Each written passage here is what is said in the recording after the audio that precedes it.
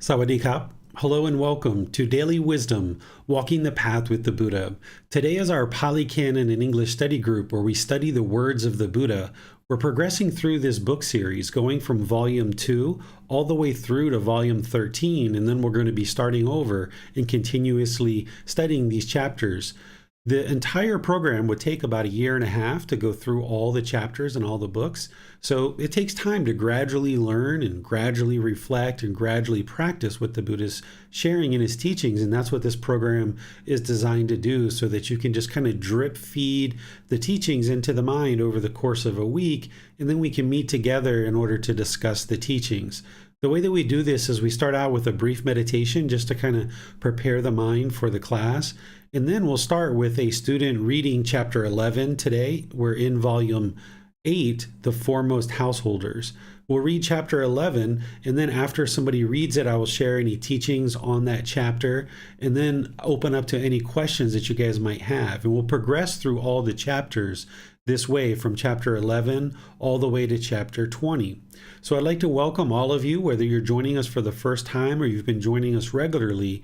This is a great place for you to learn the teachings of the Buddha using his own words, rather than just kind of following or believing what one person or another says. Instead, you can look to the original source text of what the Buddha actually said, because he's the discoverer, the declarer, and the originator of the path to enlightenment. So by basing your practice on the words of the Buddha, this way you know what he did teach and what he didn't teach, and you can learn, reflect, and practice those teachings and continually progress towards enlightenment on the path to enlightenment that the Buddha discovered, declared, and he is the originator of. So if you'd like to go ahead and start with meditation, then afterwards we'll go ahead and get started with the actual class of reading the individual chapters and sharing any teachings on those. So if you'd like to take a position in the seated, lying, or standing position, those are kind of the three positions that we teach here in the online version. There's also walking position as well, but a little bit more challenging to do while we're in a fixed position for learning online. But go ahead and make your lower body comfortable. The hands and arms should be comfortable in the lap, and then the upper body should be nice and erect. Close the eyes and start breathing in through the nose and out through the nose. Just start establishing a nice gradual breath. I'm not going to provide a whole lot of guidance here, just enough to get you started. Breathing in through the nose and out through the nose. You're welcome to join along with the chants. Otherwise, I'll be back with some more guidance after the chanting. Arahang Samma Sambuddho Bhagava Bhutang Bhagavantang Abhivateyami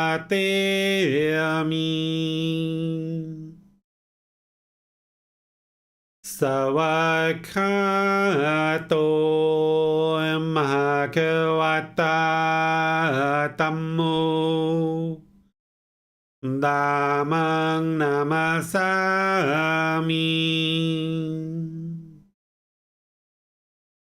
Supatipano Bhagavato Sāvaka Saṅgho Saṅghang Namami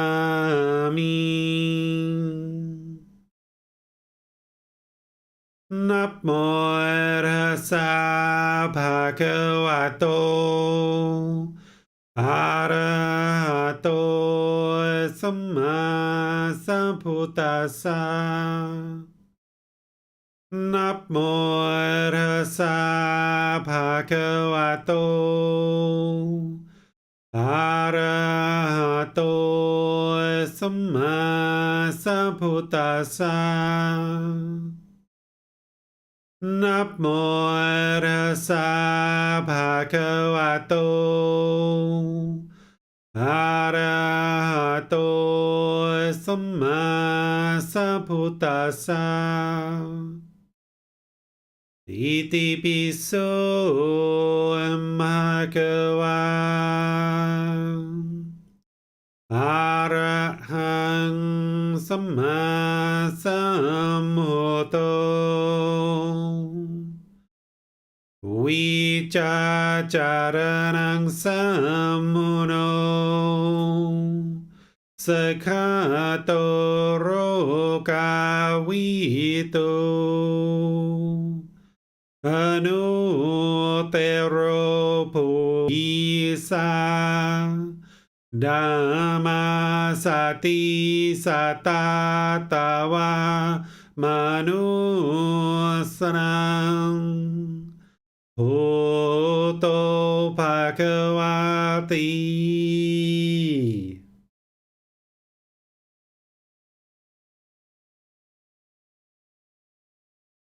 Should be breathing in through the nose and out through the nose. Remember, this is your practice, so your breath isn't going to necessarily sync up with the guidance that I provide.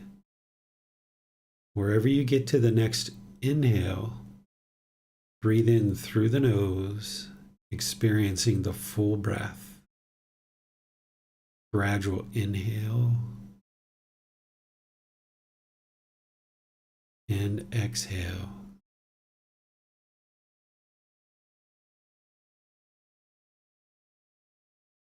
Wherever you observe that the mind is not on the breath, cut that off and let it go and come back to the breath. The mind should be fixated on the sound of the breath or sensation of air moving into the nose. The breath is the present moment. Breathing in and out.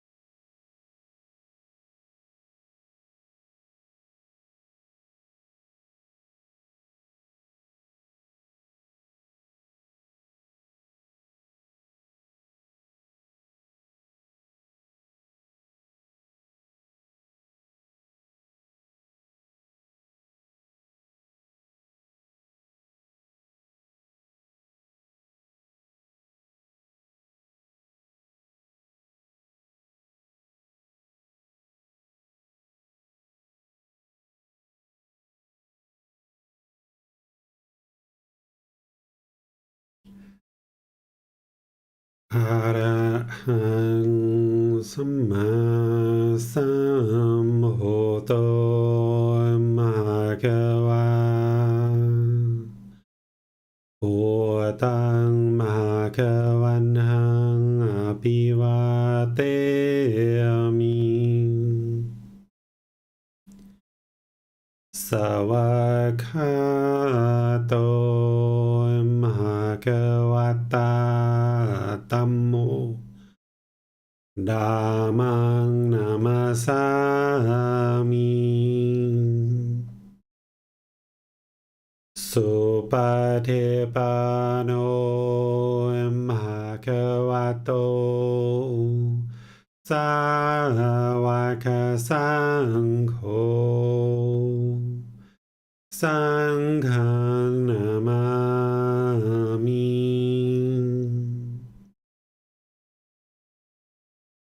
นะโมตัสสะภะคะวะโตอะระหะโตสัมมาสัมพุทธัสสะ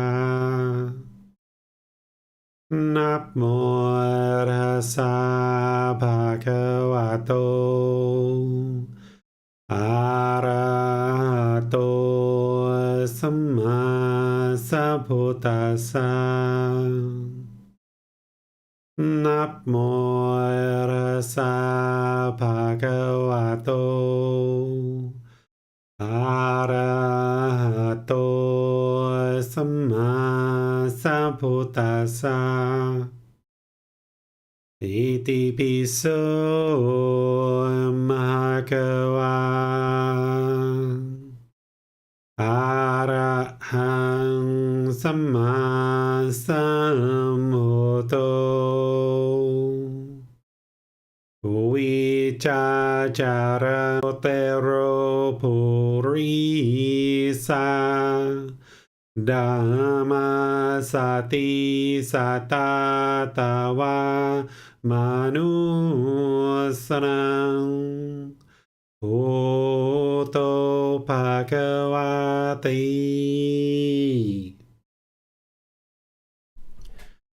Okay, just a short little meditation there just to kind of top up the mind a little bit, prepare it for today's class.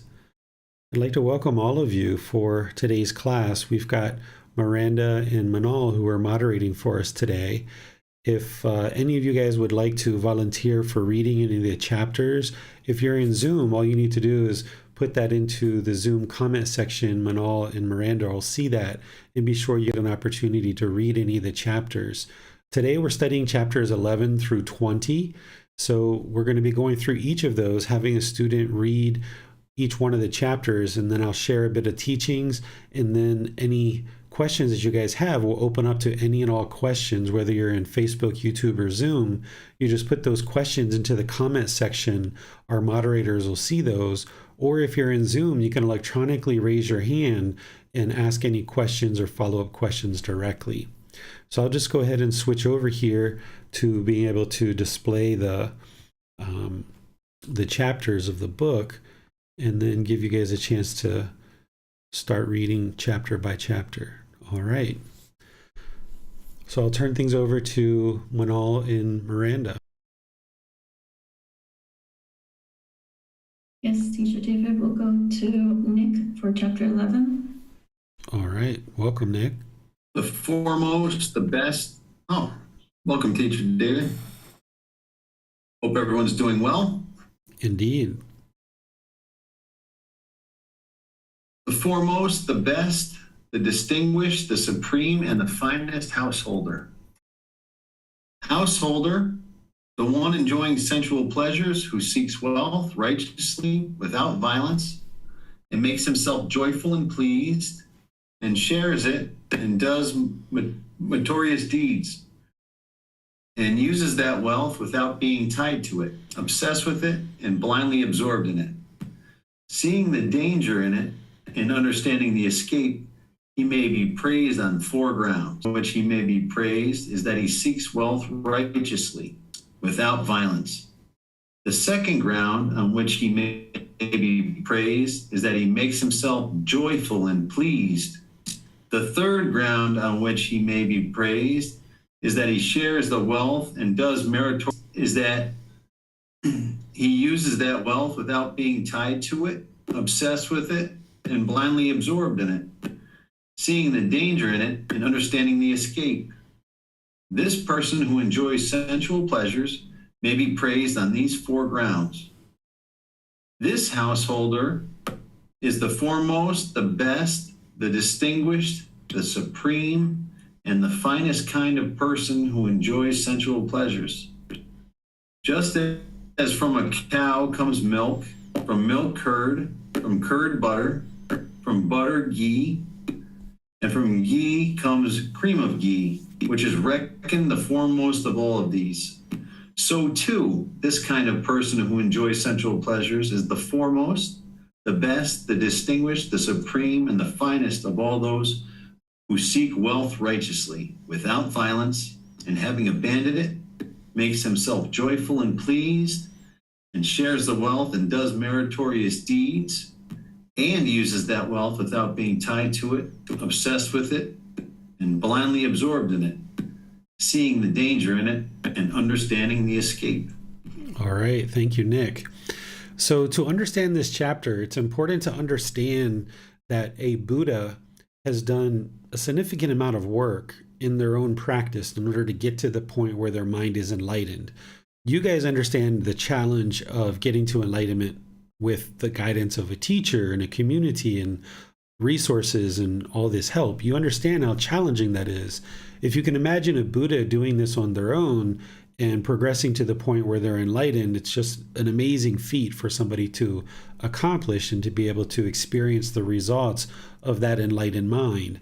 Having liberated their mind, a Buddha would know that the teachings that they're sharing and that they're delivering has the ability to liberate all of humanity's minds from this darkness, from this discontentedness or this suffering that is experienced on a day-by-day basis. So in terms of a Buddha, one of the best, most amazing things that anybody could ever do is support these teachings to come into the world. Because by supporting these teachings to come into the world through practicing merit or having meritorious deeds, what people are doing is they're supporting the teachings to come into the world to liberate people from suffering, from discontentedness, to no longer experience things like anger, sadness, frustration, irritation, annoyance, guilt, shame, fear, boredom, loneliness, shyness, resentment, jealousy, and all these other discontent feelings. So in terms of a Buddha bringing their teachings into the world, they have the ability to share the teachings in the world, but other people are going to need to contribute to that. They themselves aren't going to be able to share the teachings with the entire world. Instead, they share teachings with countless people during their lifetime. And then as those people experience enlightenment and a Buddha ultimately dies, it's up to those people to carry the teachings forward and ensure that they continue to reach masses and masses of people. So here the Buddha is explaining this kind of foremost householder, the supreme, the finest householder. And he's using this analogy of cow's milk, being turned into these higher and higher qualities, going from cow's milk to milk curd, to curd butter, to butter ghee, to cream of ghee, and so forth, because during this lifetime, people would understand what that means because they would be making these products as part of living on a farm. So here the Buddha is explaining how, a person who's living the household life, they're typically enjoying sensual pleasures. They're going to need to acquire some amount of financial support in order to sustain their life. And he's encouraging household practitioners to do that righteously, based on not causing harm to other beings. And he gives guidance as part of right livelihood, as part of the Eightfold Path, of how to ensure that we're not causing harm through our livelihood and the way that we sustain our life. And here he just mentions it just briefly about having and acquiring wealth righteously without violence, right? This means without harm. But in his teachings of right livelihood, he gives much more details about what that means. And then he talks about here a household practitioner on the second grounds is one who is to be praised based on making themselves joyful and pleased, not requiring other people to do that, because that would be a conditioned feeling and it's temporary. So if we can find joy and be pleased internally without anyone else needing to do that for us, then we can maintain that joy and being pleased long term and ultimately permanently as an enlightened being. That if you require other people to create the joy in your mind, or you require external material possessions to create the joy in the mind, then that's just temporary. It's a conditioned, pleasant feeling. So the second grounds on which the Buddha praises a household practitioner is one who can make themselves joyful and pleased, just unconditioned joy and unconditioned being pleased. And then the third one here he talks about is sharing wealth with people. This is practicing generosity, but also doing meritorious deeds. For the Buddha, whenever he talks about merit or meritorious deeds, it's about sharing your time, effort, energy, and resources in order to continue the teachings into the world.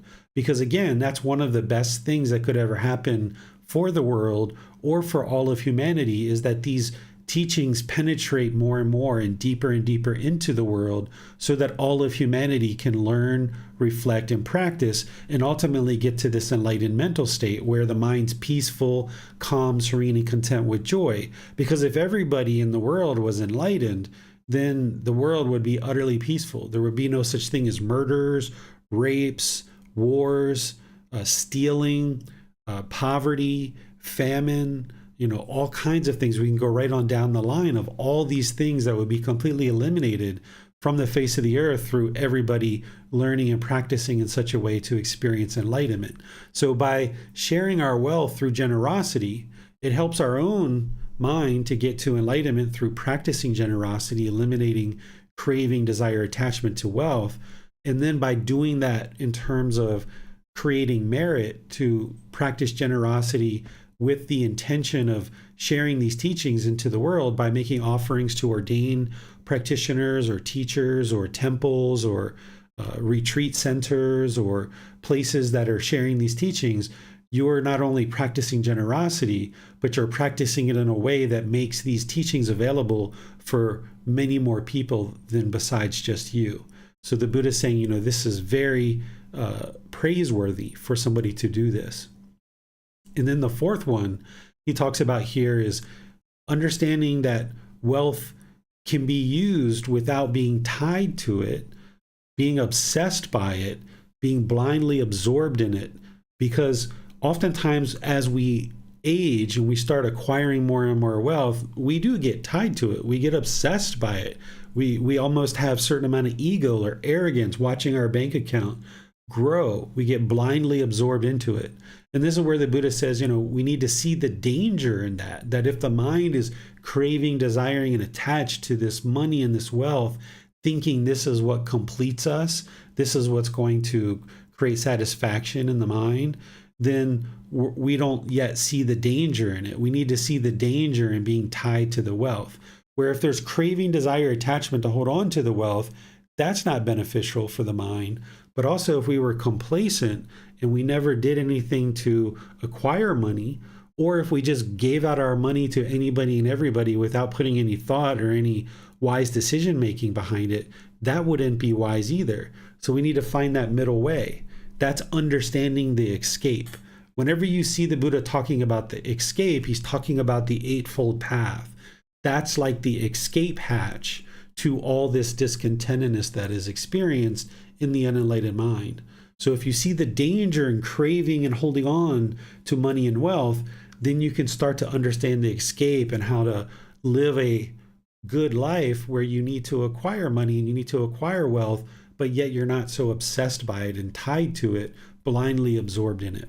Or a household practitioner is understanding of these and practicing these. This person is, the foremost, the best, the distinguished, the supreme, the finest kind of person who enjoys sensual pleasures, because as a household practitioner, you might not yet be to enlightenment, because an enlightened being, while they're going to know that things are pleasurable, their mind is not going to be clinging to it.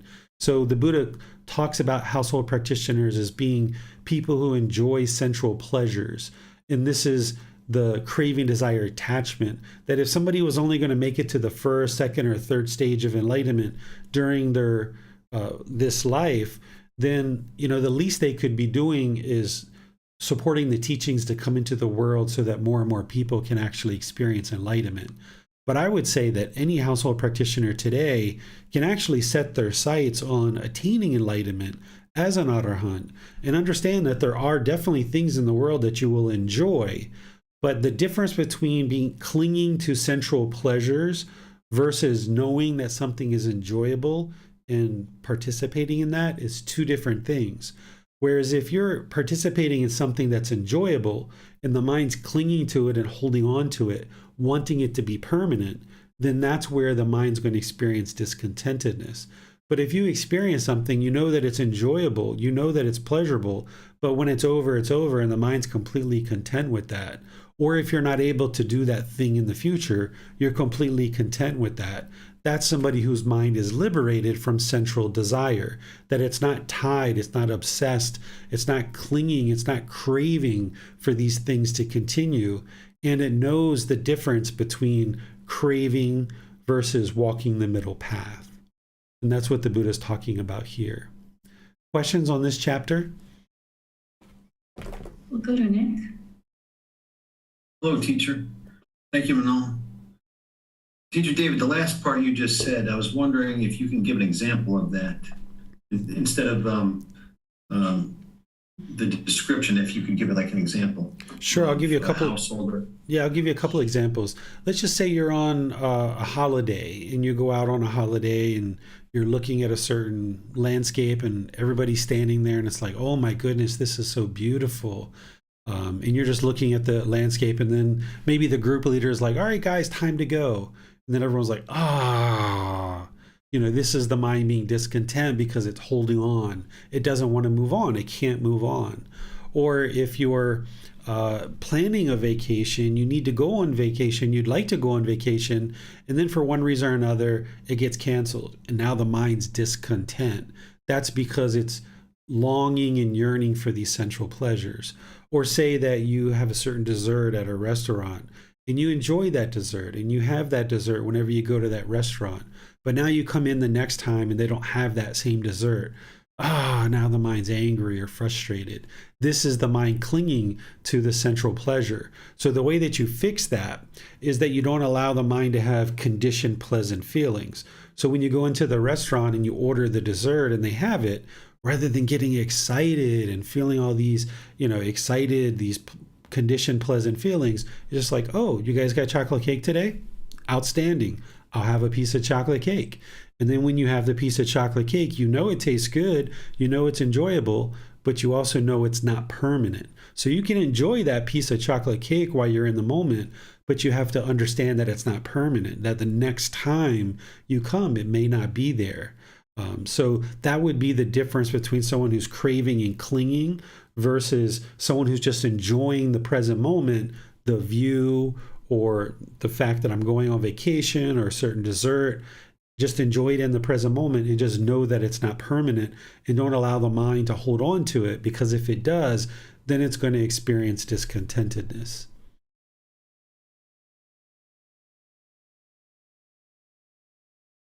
Teacher David, would you be able to expand on what examples would be meritorious deeds?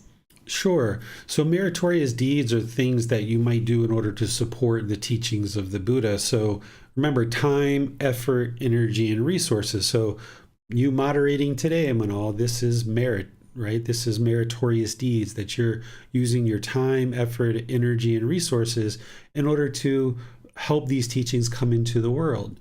Or if somebody was going to do something like right now we have a retreat that we're planning, someone might decide to donate money in order to host the retreat or have the retreat be conducted. Or there's people right now in our community that are sending out emails to various places around the US in order to share that we're having this retreat. This is creating merit. or if you make a donation to purchase some books and share them somewhere about the teachings of the Buddha, this would be meritorious deeds. Or say you help out at a temple, just sweeping the temple, or maybe you're painting, maybe you donate a little bit of money in order to pay for some electric or cleaning up of the temple, things like this. These are all meritorious deeds that someone can actually do. And there's, countless things like this that we need in order to continue the teachings into the world. The only reason why we have these teachings now, 2,500 years later, is because for 2,500 years, people have been slowly but surely making offerings, practicing generosity, and ensuring these teachings come into the world. Not because there's some grand plan or somebody told you to do it or asked you to do it, but just because people see a need, and when they see a need, they then make a generous offering, and then that is what produces merit by bringing the teachings into the world, that your generosity of time, effort, energy, or resources you're giving without any expectation of anything in return, as a way to ensure that these teachings are able to continue to be supported and shared into the world. Thank you. You're welcome. It doesn't look like there are any more questions for this chapter. All right, so we'll go to chapter 12. We'll go to Miranda. More terrible and frightful than the great inferno. Monks, there exists a hell named the Great Inferno. There, whatever form one sees with the eye is undesirable, never desirable, unlovely, never lovely, disagreeable, never agreeable. Whatever sound one hears with the ear is undesirable, never desirable, unlovely, never lovely, disagreeable, never agreeable. Whatever odor one smells with the nose, whatever flavor one tastes with the tongue, whatever physical object one touches with the body, whatever mental object one recognizes with the mind, is undesirable, never desirable, unlovely, never lovely, disagreeable, never agreeable. When this was said, a certain monk said to the perfectly enlightened one, "That inferno, venerable sir, is indeed terrible. That inferno is indeed very terrible. But is there, venerable sir, any other inferno more terrible and frightful than that one?" "There is, monk." "But what, venerable sir, is that inferno more terrible and frightful than that one?" "Those ascetics that were Brahmins, monk, who do not understand as it really is. This is discontentedness. This is the cause of discontentedness. This is the elimination of discontentedness. This is the way leading to the elimination of discontentedness. They delight in volitional formations, choices and decisions that lead to birth, in volitional formations that lead to aging, in volitional formations that lead to death, in volitional formations that lead to sorrow, grief, pain, displeasure, and despair. Delighting in such volitional formations, they generate volitional formations that lead to birth, generate volitional formations that lead to aging, generate volitional formations that lead to death, generate volitional formations that lead to sorrow, grief, pain, displeasure, and despair. Having generated such volitional formations, choices, and decisions, they are burnt by the inferno of birth, burnt by the inferno of aging, burnt by the inferno of death, burnt by the inferno of sorrow, grief, pain, pleasure, and despair. They are not freed from birth, aging, death, not freed from sorrow, grief, pain, pleasure, and despair, not freed from discontentedness, I say. All right. Thank you, Miranda. So here the Buddha is actually giving a little bit of insight into hell and explaining, what's going on there.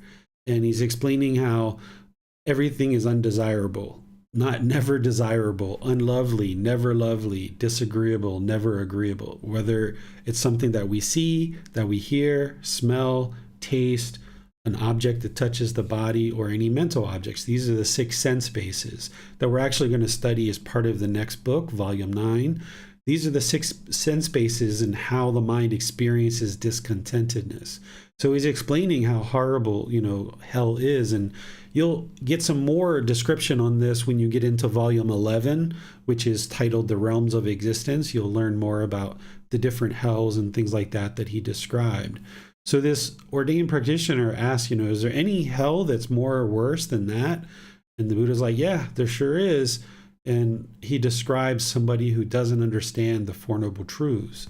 That's what this part here is, where he says this is discontentedness, the cause of discontentedness, the elimination of discontentedness, and the way leading to the elimination of discontentedness.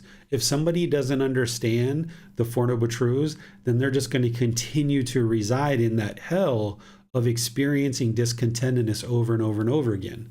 So there's going to be sadness, anger, frustration, or the Buddha describes it here, sorrow, grief, pain, displeasure, despair, right? All these painful feelings.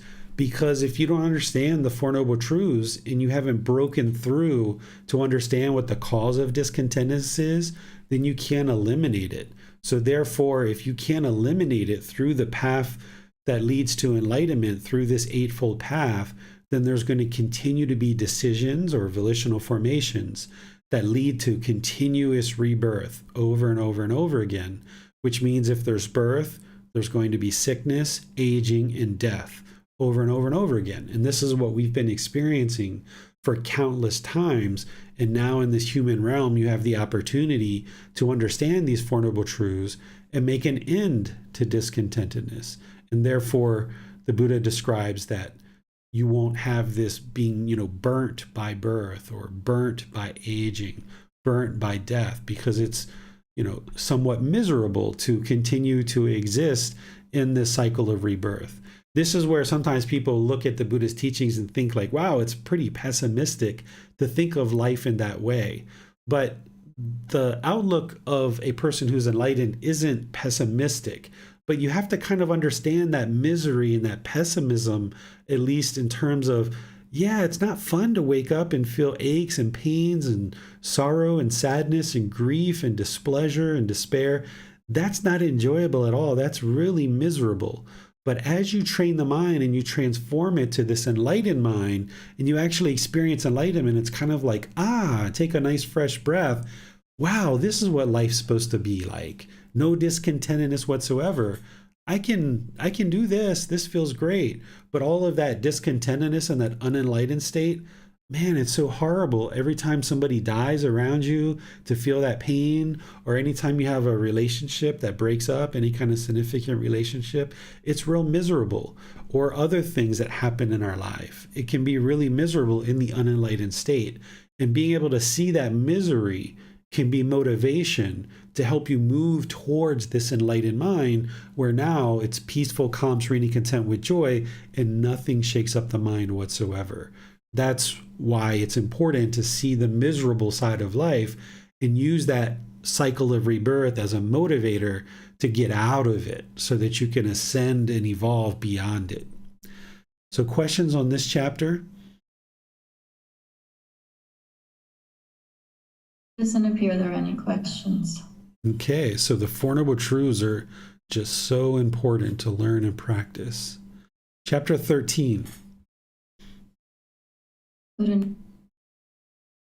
Oh, it looks like your mute went on there, Manal. You're getting ready to say something? sorry, Nick, we'll go to Nick. Oh, okay. Next. Four qualities of a wholesome person. Monks, one who possesses four qualities can be understood to be a wholesome person. What for? Here, monks, a wholesome person does not disclose the faults of others, even when asked about them. How much less than when not asked? But when he is asked about them, then led on by questions, he speaks about the faults of others with gaps and omissions, not fully or in detail. It can be understood. This individual is a wholesome person. Number two, again, a wholesome person discloses the virtues of others even when not asked about them. How much more than when asked?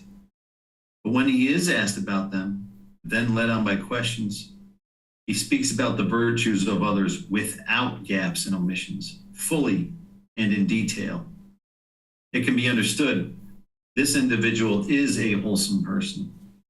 Number three, again, a wholesome person discloses his own faults, even when not asked about them. How much more than when asked? But when he is asked about them, then led on by questions, he speaks about his own faults without gaps and omissions, fully and in detail. It can be understood this individual is a wholesome person. Number 4, again, a wholesome person does not disclose his own virtues even when asked about them. How much less than when not asked? But when he is asked about them, then led on by questions, he speaks about his own virtues with gaps and omissions, not fully or in detail. It can be understood this individual is a wholesome person.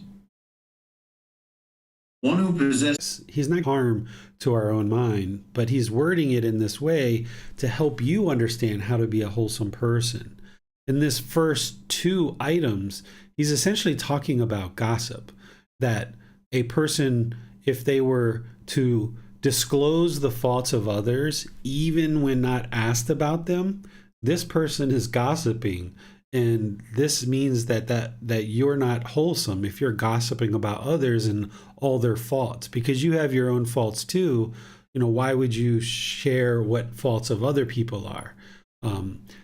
And then he talks about here about when asked about a person's faults and led on by questions, that you speak with the faults about others with gaps and omissions, not fully or in detail. What this relates to is if you've ever been in a situation where you've been asked to be a reference, or you've been an employer and somebody's called you for a reference, here you are being asked questions, is this person a good student, or is this person a good employee, or what have you, and you need to give a certain reference. Well, if you just open up and say every last little wrong thing about this person that you see, the Buddha is saying this isn't a wholesome way to conduct yourself. Instead, what I would suggest is that you tell this person who's asking for a reference some areas that this person needs to improve, and then also talk about positive things as well, and always cast it in a positive light rather than degrading somebody. So that's what he's talking about here, is being positive and gossiping about people. But even when people ask you about the faults of others, do that in a positive way that leads to this person's continuous growth. Because an enlightened being isn't interested in pushing others down and holding people down. Instead, they're looking at motivating, encouraging, being uplifting of all beings. So if you're practicing to be wholesome and to be enlightened, even when you're being asked about somebody and how they might be doing in life, then do that in a positive and encouraging way. And then the same thing here is that when you are, virtues of others, even when not asked, even more, but then asked, led on by questions, speaks with others without gaps and omissions. Oh, so this is when somebody's asking you about wholesome things, right? Like even somebody doesn't ask you about somebody else, but you explain things about others and you're being uplifting, you're being motivating, you're being encouraging, saying how this person is so great. Oh, he's so kind, he's so friendly, he's so loving, or she's so kind, she's so friendly, she's so loving. And be willing to share that openly rather than hold back with that. So the first one is talking about more kind of negative things in terms of faults, where the second one is talking about virtues or positive things about somebody, being willing to share that freely. And then the 3 and 4 are related to your own faults or your own virtues.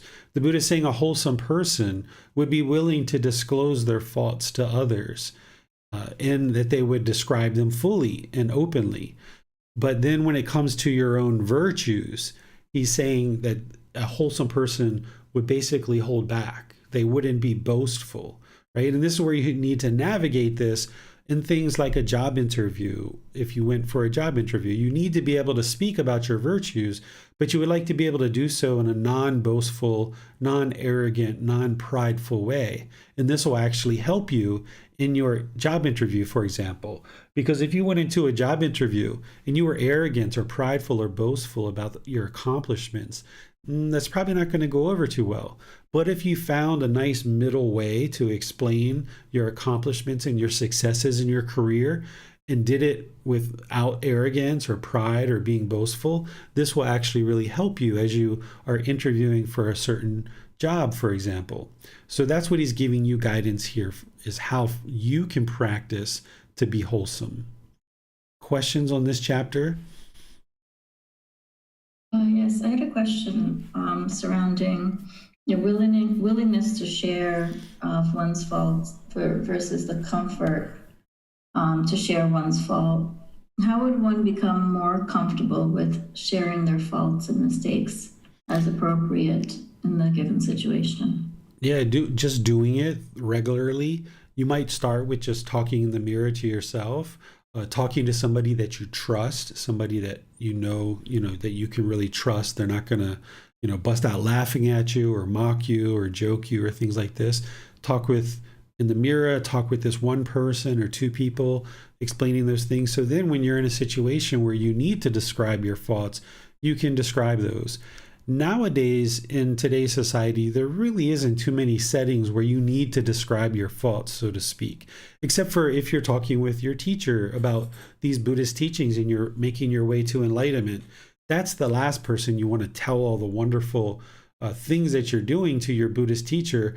You would like to tell your Buddhist teacher all the things that you're challenged with, all the struggles that you're having, so that they can help you overcome them. If you were hiding those things, then you wouldn't be getting the most benefit out of your relationship with your teacher. So nowadays, there really isn't situations where you need to go around and openly talk about your faults. This isn't something that's necessarily beneficial, but if you're in that situation and you needed to, then you could feel comfortable doing so. Okay, we'll go to Jan. Thank you, Manal. Thank you, Teacher David. This is very timely for me. My supervisor at work asked me to have a confidential phone call this week about someone else that we both work with, and was asking me a lot of questions about problems that this individual is causing in our workplace. So it was a comfortable enough conversation. I tried to focus on the concrete, what is happening and what do we need to try to change, what would be better, not in terms of the person, but just in terms of how our workflow goes. I tried to keep it very much on that level. And I remember praising the person we were talking about a few times, but now reading, especially number one here, it makes me a little bit, I'm wondering if I handled this correctly or not. My boss is asking me to disclose the faults of someone that I work with.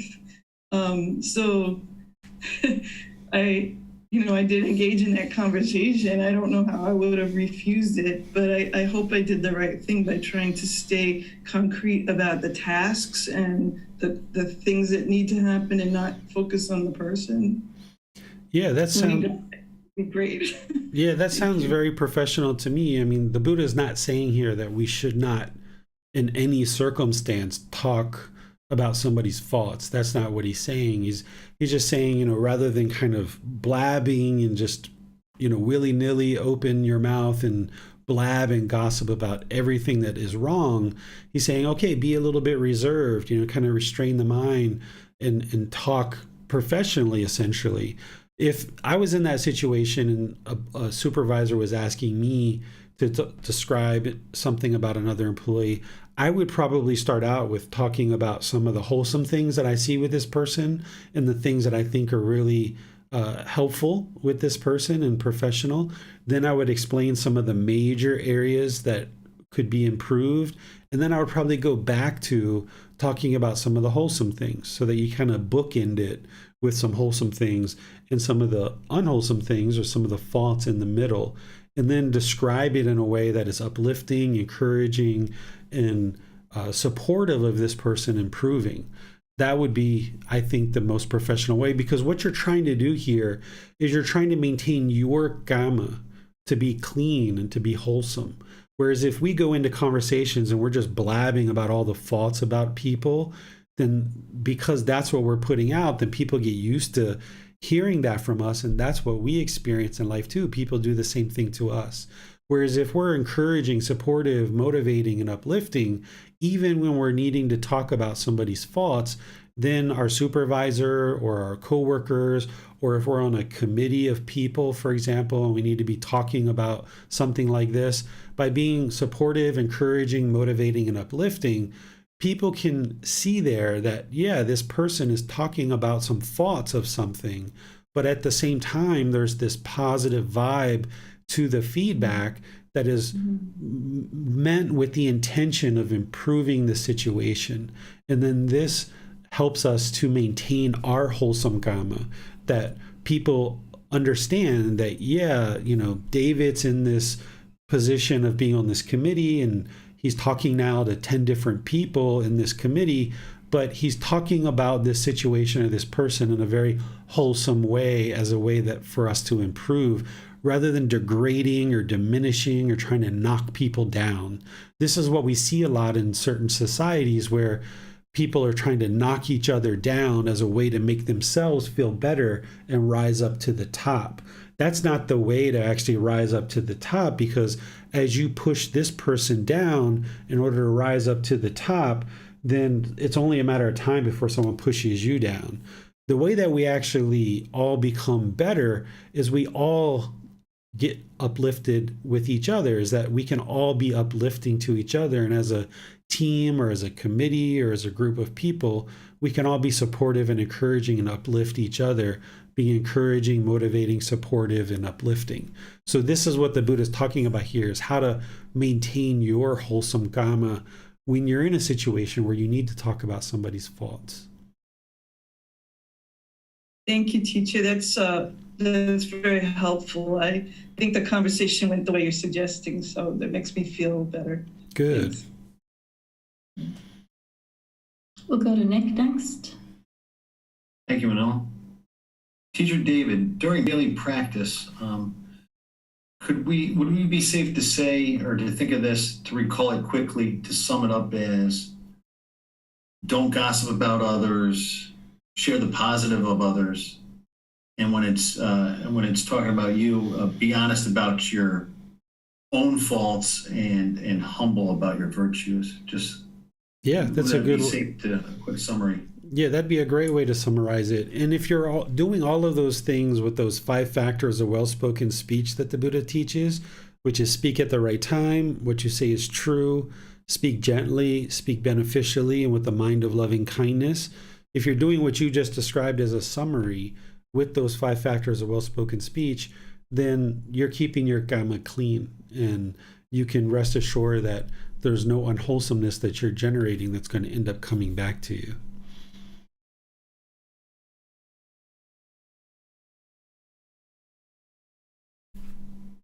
Doesn't appear there are any other questions. All right, so we'll move on to the next chapter, which is actually just the opposite of the one that we just read. Okay, we'll go to Miranda. Four qualities of an unwholesome person. Monks, one who possesses 4 qualities can be understood to be an unwholesome person. What for? Here, monks, an unwholesome person discloses the faults of others, even when not asked about them. How much more than when asked? But when he is asked about them, led on by questions, he speaks about the faults of others without gaps or omissions, fully and in detail. It can be understood this individual is an unwholesome person. Again, an unwholesome person does not disclose the virtues of others, even when asked about them, how much less than when not asked. But when he is asked about them, then, led on by questions, he speaks about the virtues of others with gaps and omissions, not fully or in detail. It can be understood this individual is an unwholesome person. Again, an unwholesome person does not disclose his own faults even when asked about them, how much less than when not asked. But when he is asked about them, led on by questions, he speaks about his own faults with gaps and omissions, not fully or in detail. It can be understood this individual is an unwholesome person. Again, an unwholesome person discloses his own virtues even when not asked about them, how much more than when asked. But when he is asked about them, then, led on by questions, he speaks about his own virtues without gaps and omissions, fully and in detail. It can be understood this individual is an unwholesome person. One who possesses these four qualities can be understood to be an unwholesome person. All right. Thanks, Miranda. As I mentioned, this is exactly the opposite of the previous chapter. So I'll just open up to see if there's any questions on this one. Doesn't look like there are any questions. All right. We'll move on to the next chapter, which is chapter 15. Okay, we'll go to Nick. Thank you, Manal. With an unaffected mind, residing compassionate. Student, if anyone speaks critical in your presence, you should abandon any desires and any thoughts based on the household life. And herein you should train thus. My mind will be unaffected, and I shall speak no evil words. I shall reside compassionate for his welfare, with a mind of loving kindness, without inner hate. This is how you should train, student. If anyone should give you a blow with his hand, with a clod, with a stick, or with a knife, you should abandon any desires and any thoughts based on the household life. And herein you should train thus. My mind will be unaffected, and I shall speak no evil words.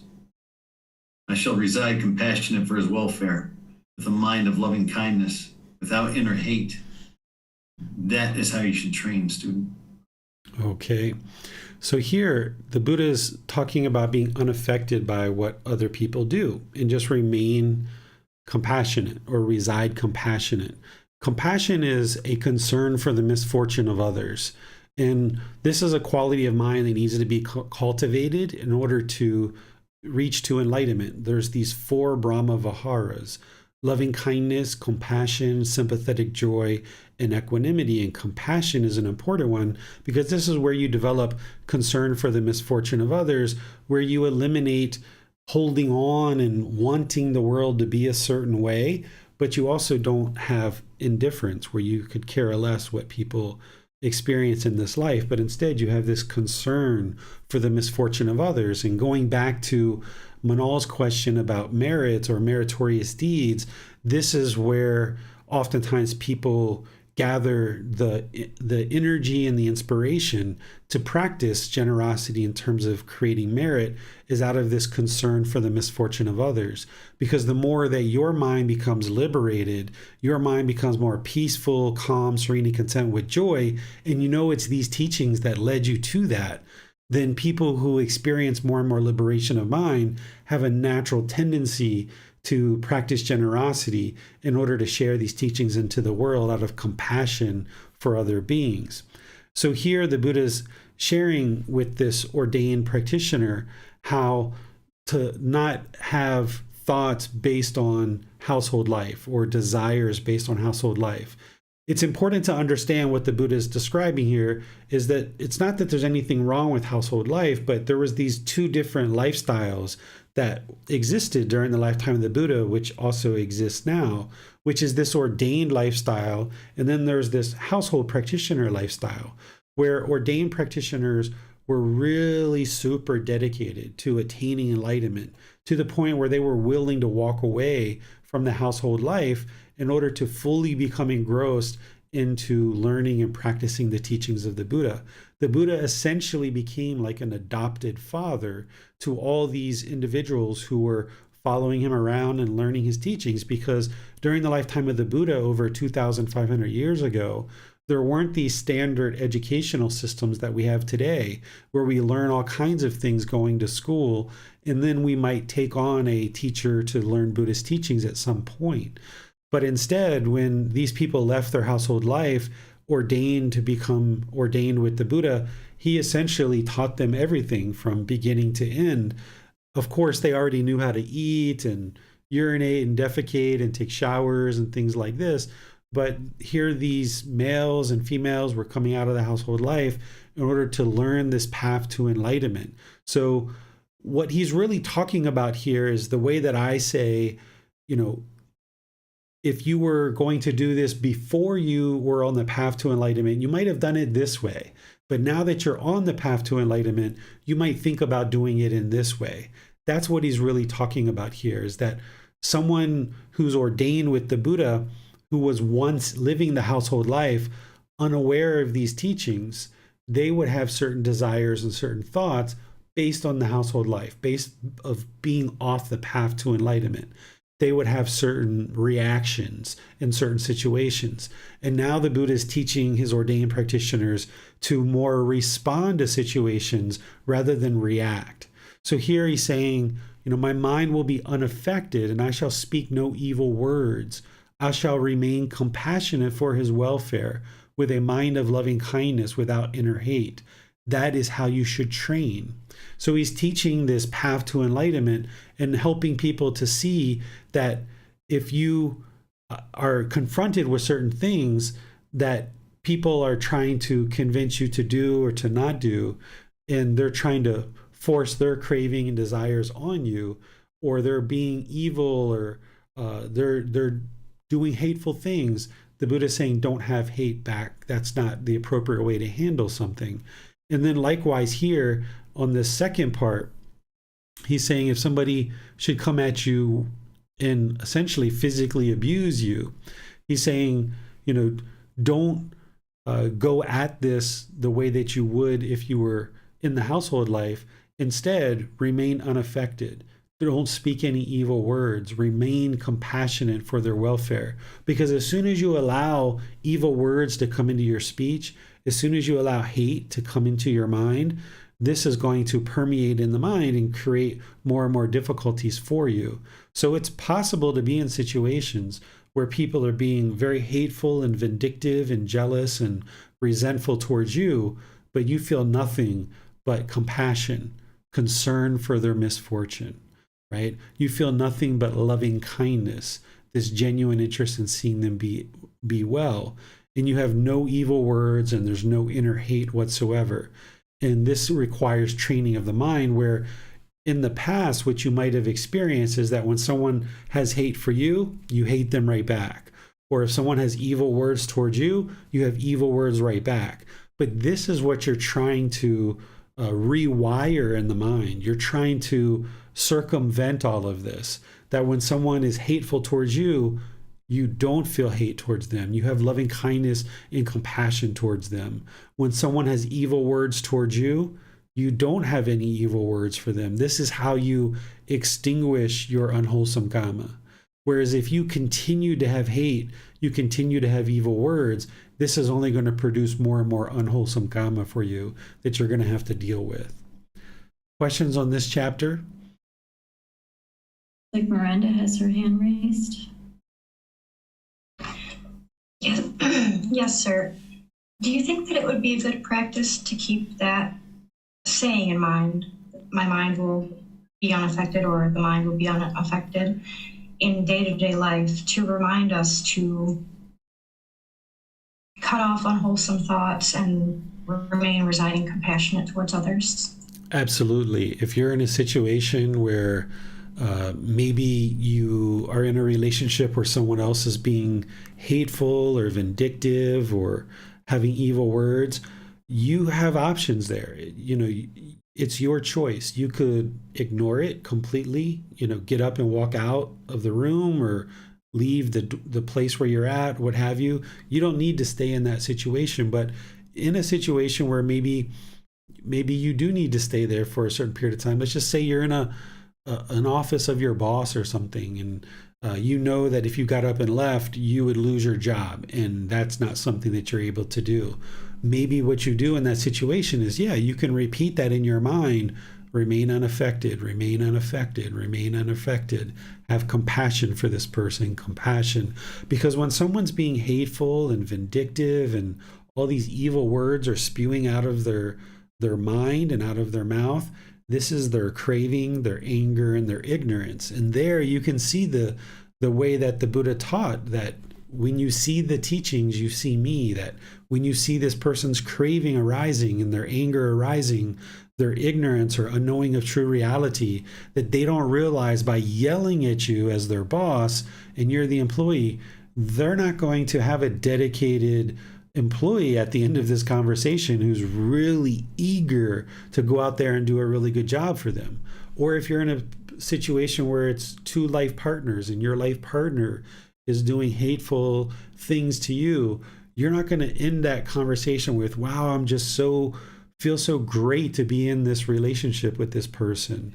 When we experience these situations where people are venting anger and hostility towards us, we can make decisions there, whether this is a relationship that we would like to continue or whether we feel like we need to move on and make ways to do that. And it doesn't have to necessarily be a sudden thing. We can gradually move away from a certain relationship, but ensuring that your mind remains unaffected will allow you to remain calm so that you can have mindfulness or awareness of mind, have concentration, and then you can have wisdom to make wise decisions about what should I do next. Now that I see this situation is occurring, what can I do next? What would be the wise decisions here? Where oftentimes what your own craving, anger, and ignorance wants to do is it wants to react with hostility or aggression. That would be the wrong thing to do because it's only going to create harm for you. Whereas if you understand what's going on, it's that person's craving, anger, and ignorance, you can reside compassionate and having loving kindness for them. Now you can remain unaffected and then make wise decisions about what you feel like is best for you to do next. Thank you, sir. You're welcome. We'll go to Nick. Thank you, Manal. So, Teacher David, the takeaway for us as householders, would it be to not react how we would have in the past when we were off the path, but instead respond with this guidance now that we are on the path? Yes, and always keep in mind that as long as there's craving, anger, and ignorance in the mind's going to have a tendency to want to do things that it did before, because that's the well-beaten path. That's what the mind knows, is that someone's angry with me, I'm going to be angry back. Here's hostility, here's aggression, because that's what we're used to. That's a well-beaten path. But what you're trying to do on this path to enlightenment is you're trying to rewire the mind, where it's a real struggle. It's real difficult to make this new path. It's not natural for you, because what's natural for you is to be aggressive and hostile back. But what you've got to learn to do is when someone is being this way with you is to not be that way with them. Because as long as you allow it to keep happening out of your own mind, then you're just going to be creating harm for yourself. I talk about this with the rubber ball, that if somebody picks up a rubber ball and they throw it in the room and it bounces around and bounces around and bounces around, if you pick up the rubber ball and you throw it again, then this rubber ball just keeps bouncing around and bouncing around, and it might hit you and clobber you in the head. Whereas if somebody picks up a rubber ball and they throw the rubber ball and you just look at it and you don't do anything about it, and then it loses its energy and it just kind of rolls over into the corner and it's just sitting there, you haven't done anything. You haven't picked up that rubber ball and you haven't done anything with it. And now all the focus is on that person. Whereas if that person's creating problems in the world and you create problems right back, now both of you guys are in the wrong, so to speak. Whereas if somebody else is creating issues or creating harm in the world and you do nothing at all, now the focus is on that person, and they start to understand that they're the ones who need to improve their conduct. So if you remain unaffected and just having loving kindness and compassion for this person, that's what will protect your mind, and you can rewire the mind to no longer react, but instead respond. And a response might be just to ignore it, or just to walk out of the room, or something like that. That can be a response. A response doesn't necessarily mean saying something back in all situations. When there's pride and there's ego and there's this arrogance, when somebody says something hateful to you, that ego wants to rear up and say something hateful back, or even say something wise or sarcastic or something like that. But oftentimes when ego rises up from somebody else and they're being hateful, you can't speak to a person's ego. Oftentimes the best thing to do is just ignore it or just end the conversation and move on. So when I say respond, remember that a response can be just to ignore it or even just walk away. Thank you, Teacher David. And as in the second half of the paragraph, if an encounter with someone came to blows, what is the guidance on self-defense? And I know like the military and first responders refer to this as use of force. Yeah, so I explain it here. I explained it in volume 1. I also explain it here as well.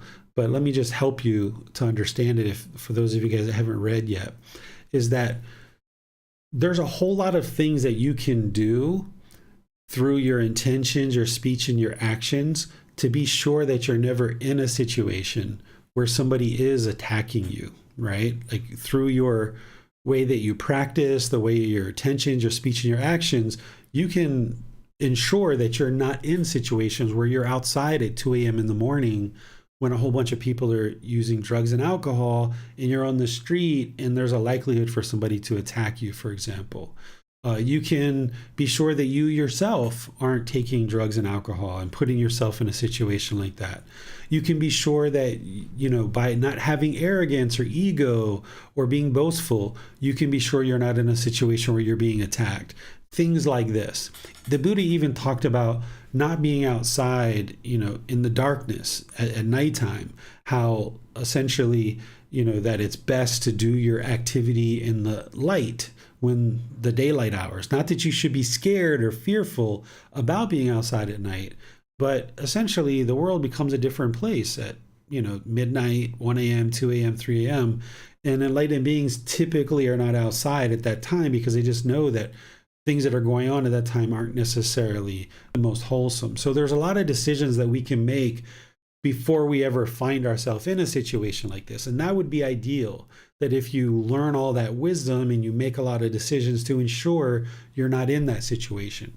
But let's just say you're in a situation where you're in your home, it's 2 a.m. and boom, a window gets crashed and someone's coming through your window to attack you and your family. The Buddha is not saying here that you should not defend the physical body or you should not defend your family, because someone who's breaking into a window at 2 a.m. in the morning, they're not coming to deliver flowers and chocolate, right? They're coming there for a reason, to harm you or to steal from you or something like this. My advice would be is if you and your family can get out, just get out. Don't even confront the person. There's no reason to stand up and fight for some possessions that are in your home. If you can just run out, call the police, you're safe at a neighbor's house or what have you, that's the best situation, that you're never confronted with this person who has extreme craving, anger, and ignorance to be breaking into your home at 2 a.m. in the morning. But if you're in a situation where you're backed into a corner and you have no other option but to do something to protect this physical body or your family, then you can do that. But I would suggest doing it with the least amount of harm.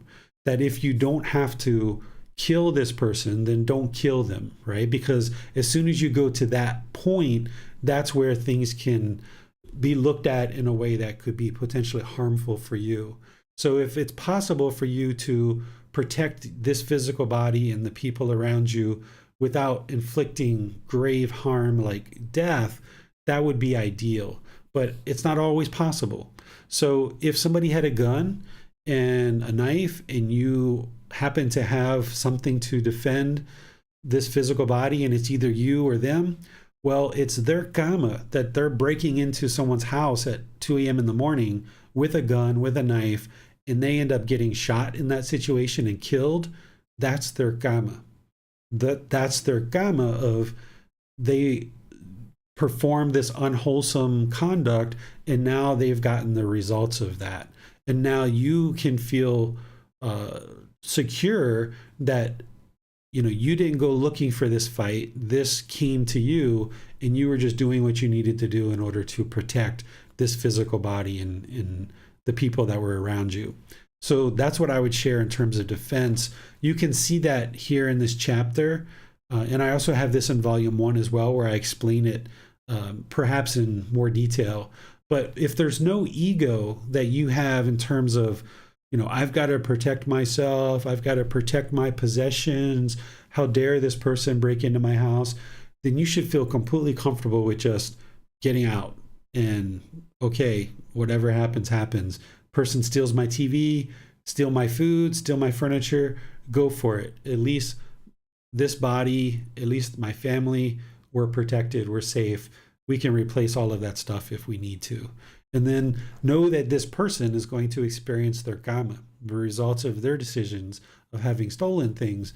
They'll experience the results of that. So that would be my advice in situation described here in the second part of this chapter. That's the difference. Watching the ego, making sure that's not there. And just to be clear, Teacher David, using minimal amount of force, minimal use of force, that would be residing compassionate. Exactly. So when we look at the first precept, using the words of the Buddha, you can see that the Buddha doesn't say preserve all life at all costs. That's oftentimes the way people think of this precept, because oftentimes the rudimentary translation of the first precept is no killing. But the Buddha didn't say no killing. He said, abandon the taking of life with stick or sword, reside compassionate, trembling for the welfare of all living beings. And that's what it is having compassion, that concern for the misfortune of others.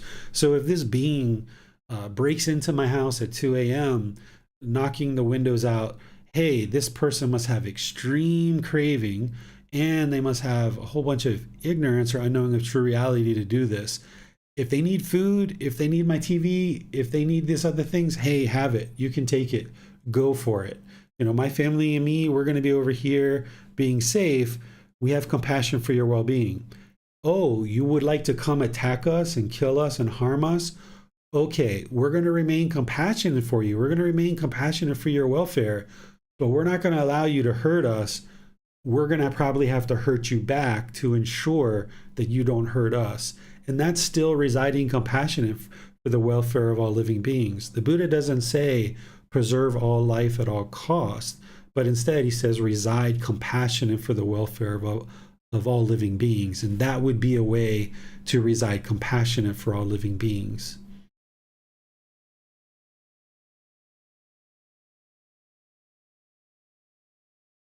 Teacher David, I have a quick question. When the mind is training to remain unaffected, if someone is speaking harshly, speaking negatively, aggressively towards you, would it also be considered that by you residing in compassion, that you're assisting the other person to extinguish their fire? Yes, because if somebody else is being hostile and aggressive to you and you don't react, and you're just ignore it or you're just quiet, they can only be hostile and aggressive for so long, and they see nothing's coming back. They can slowly start to see they're the ones who are causing the problem. You're unaffected by it. So it can actually help them, yes, extinguish their fire. It can help them see that they are the problem. Whereas if they're harsh and aggressive with you and you're harsh and aggressive back, you guys are just like two cats fighting in the street. And who can tell which cat was wrong and which cat was right? Whereas if there's one cat that's fighting, and the other one's just trying to kind of move on and get away, everybody can clearly see who's in the wrong, so to speak. So yes, that can really help somebody to extinguish their own fire, their own unwholesome karma. And the way that you can reside unaffected is by eliminating your own craving, desire, attachment. If we have a certain craving or a certain desire where we're craving for people to permanently talk to us in a certain way, where when somebody talks to us hostile and aggressive, if you have a craving for permanence, for everyone to talk to you polite, kind, friendly, and respectful, when this person speaks to you aggressive and hostile, you're going to be angry because your craving is kicking in, and now your anger and your ignorance is going to arise. Whereas if you understand impermanence and you understand that it's impossible for you to go through this life with everybody speaking to you polite, kind, friendly, and respectful, it's impossible for that to occur. Then when this person speaks to you hostile and aggressive, you just see it for what it is. It's just impermanence. It's their own craving, anger, and ignorance. And all you can do in that situation is reside unaffected, have loving kindness and compassion for this being. And that will allow you to reside unaffected. And then more and more, this person can see that it's actually their mind. It's them that's actually the problem. You haven't done anything at all. Thank you. You're welcome. There are no more questions for this chapter. All right. Let's move on to chapter 16.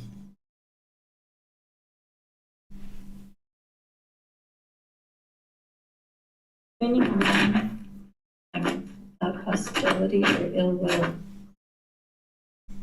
Amongst there are these 5 courses of speech that others may use when they address you. One, their speech may be Manal, we're getting a little feedback on your mic. I don't know what it is, if you're rubbing your microphone or what it is. If you could start over at the beginning, that would help out. Okay, I'll try again. Thank you.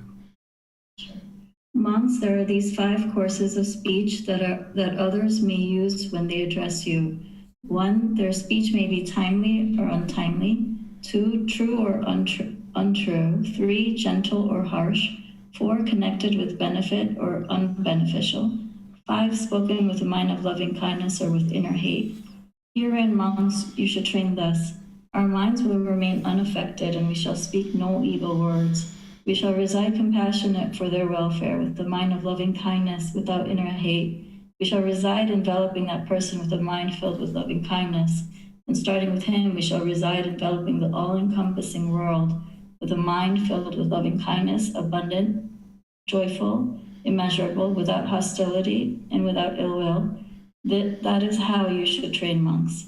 Monks, suppose a man came with crimson, turmeric, indigo, or carmine and said, I shall draw pictures and make pictures appear on empty space.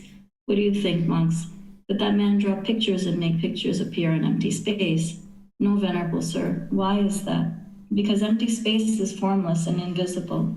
He cannot possibly draw pictures there or make pictures appear there. Eventually the man would reap only tiredness and disappointment. So too, monks, there are these 5 courses of speech that others may use when they address you. Herein, monks, you should train thus. Our minds will remain unaffected, and we shall speak no evil words. We shall reside compassionate for their welfare, with a mind of loving kindness, without inner hate. We shall reside enveloping them with the mind filled with loving kindness. And starting with them, we shall reside enveloping the all-encompassing world with a mind filled with loving kindness, abundant, joyful, immeasurable, without hostility and without ill will. That is how you should train monks. The Buddha also spoke several other similes. A simile of a man who came with a hoe and a basket and said, I shall make this great earth to be without earth. A simile of a man with a blazing grass torch and said, I shall heat up and burn away the river Ganges with this blazing grass torch. Eventually that man would reap only tiredness and disappointment. Monks, even if criminals were to sever you savagely limb by limb with a 2-handed saw, he who gave rise to a mind of hate towards them would not be practicing my teachings. Herein, monks, you should train thus. Our minds will remain unaffected, and we shall speak no evil words. We shall reside compassionate for their welfare, with a mind of loving kindness, without inner hate. We shall reside enveloping them with a mind filled with loving kindness, and start with them. We shall reside enveloping the all-encompassing world with a mind filled with loving kindness, abundant, joyful, immeasurable, without hostility, and without ill will. That is how you should train monks. Monks, if you keep this advice on the simile of the saw constantly in mind, do you see any course of speech, insignificant or significant, that you could not endure? No, venerable sir. Therefore, monks, you should keep this advice on the simile of the saw constantly in mind. That will lead to your welfare and peacefulness for a long time. All right. Thank you, Manal. So this is really, picking up where the previous chapter kind of left off. The previous chapter was just kind of more of a general teaching, where this one, the Buddha is going into much more detail about how you can train the mind to reside unaffected. And he's explaining here that, we're going to experience people who are using these 5 factors of well-spoken speech, which the 5 factors of well-spoken speech are speaking at the right time, what we say is true, gentle, beneficial, and with a mind of loving kindness. If we speak that way, we're not causing harm to others, so therefore harm won't come to us. But just because we're training our mind to speak that way doesn't mean that other people are going to speak that way with us, because other people aren't necessarily on this path and they're not training their mind in the same way. So people are going to speak untimely. People are going to speak untruths. People are going to speak harsh, unbeneficially, and with a mind of inner hate. And when that is occurring, the Buddha is saying, ensure that your mind is unaffected. Remain unaffected and speak no evil words. Because the moment you speak evil words is the moment you're creating unwholesome karma. Because when you have intention, speech, and actions that are not using the right intention, right speech, and right action as part of the Eightfold Path, as soon as you put out the evil words, that's causing harm in the world. So therefore, it's going to come back and harm you at some point. So ensuring that even when people aren't speaking to you in the way that you might be speaking to them, maybe they aren't training their mind the way that you are. Have compassion for them. That's what the Buddha is explaining here. Not having inner hate. He even describes here a person, I'll just skip down here and then we can come back up if we need to. He's talking down here about if criminals were to sever you savagely from limb by limb with a 2-handed saw, he who give rise to a mind of hate towards them would not be practicing my teachings. So he's saying even in a situation where somebody's sawing you limb by limb by limb, don't allow the mind to have hate in that situation.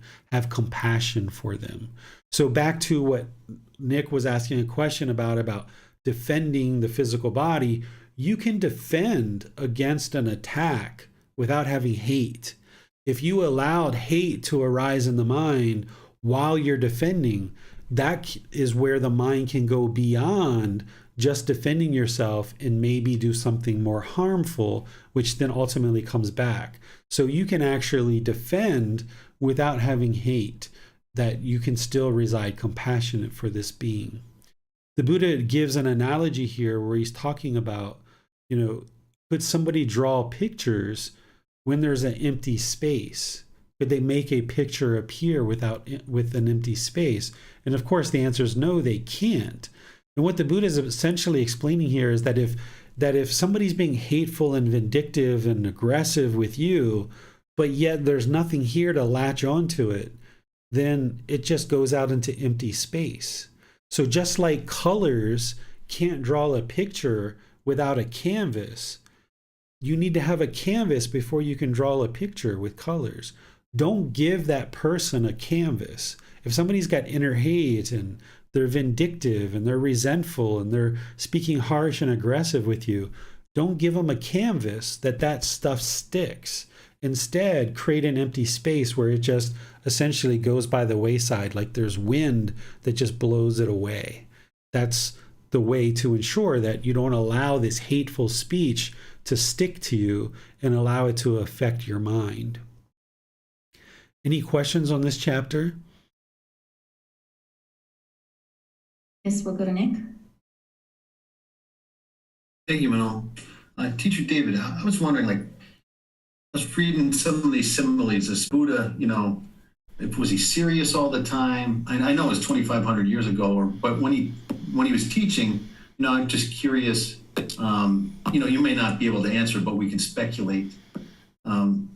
Is he was the way he taught?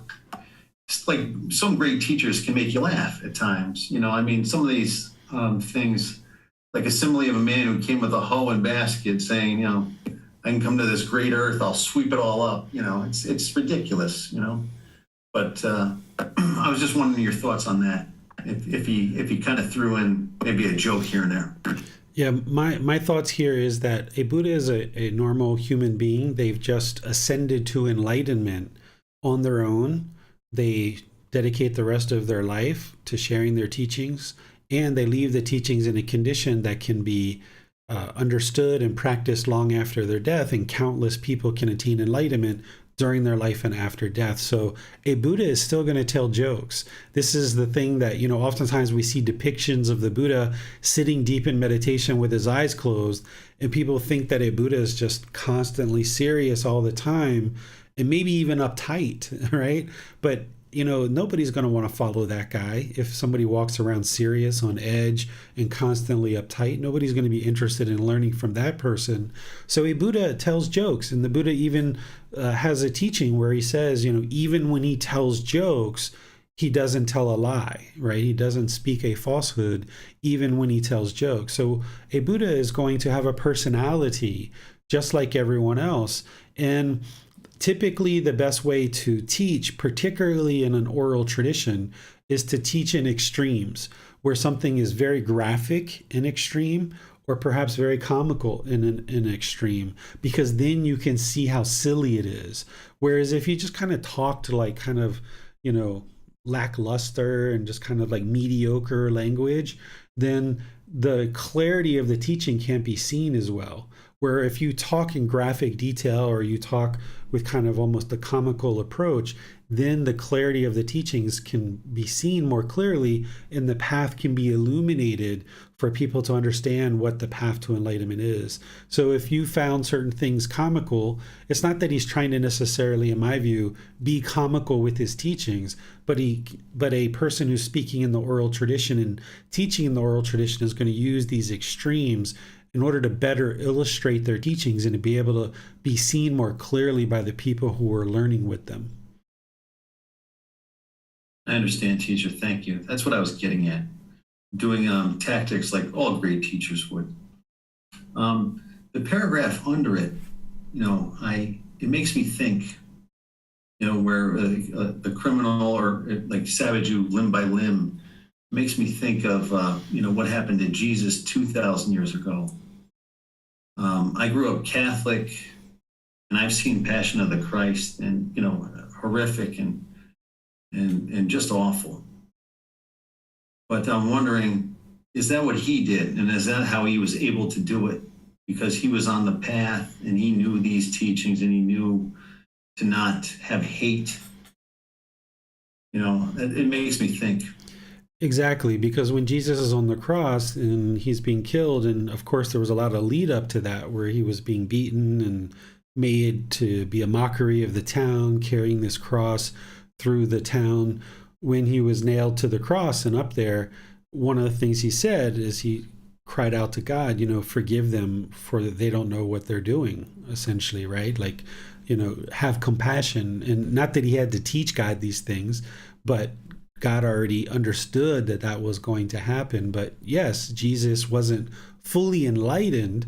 That's one of the reasons why we see some of the teachings that he shares are in conflict with what the Buddha shared. But there's some similarities there that you can see, where when Jesus was being murdered, he still had compassion for the people who were murdering him. And that's when he cried out, please forgive them, for they don't know what they're doing.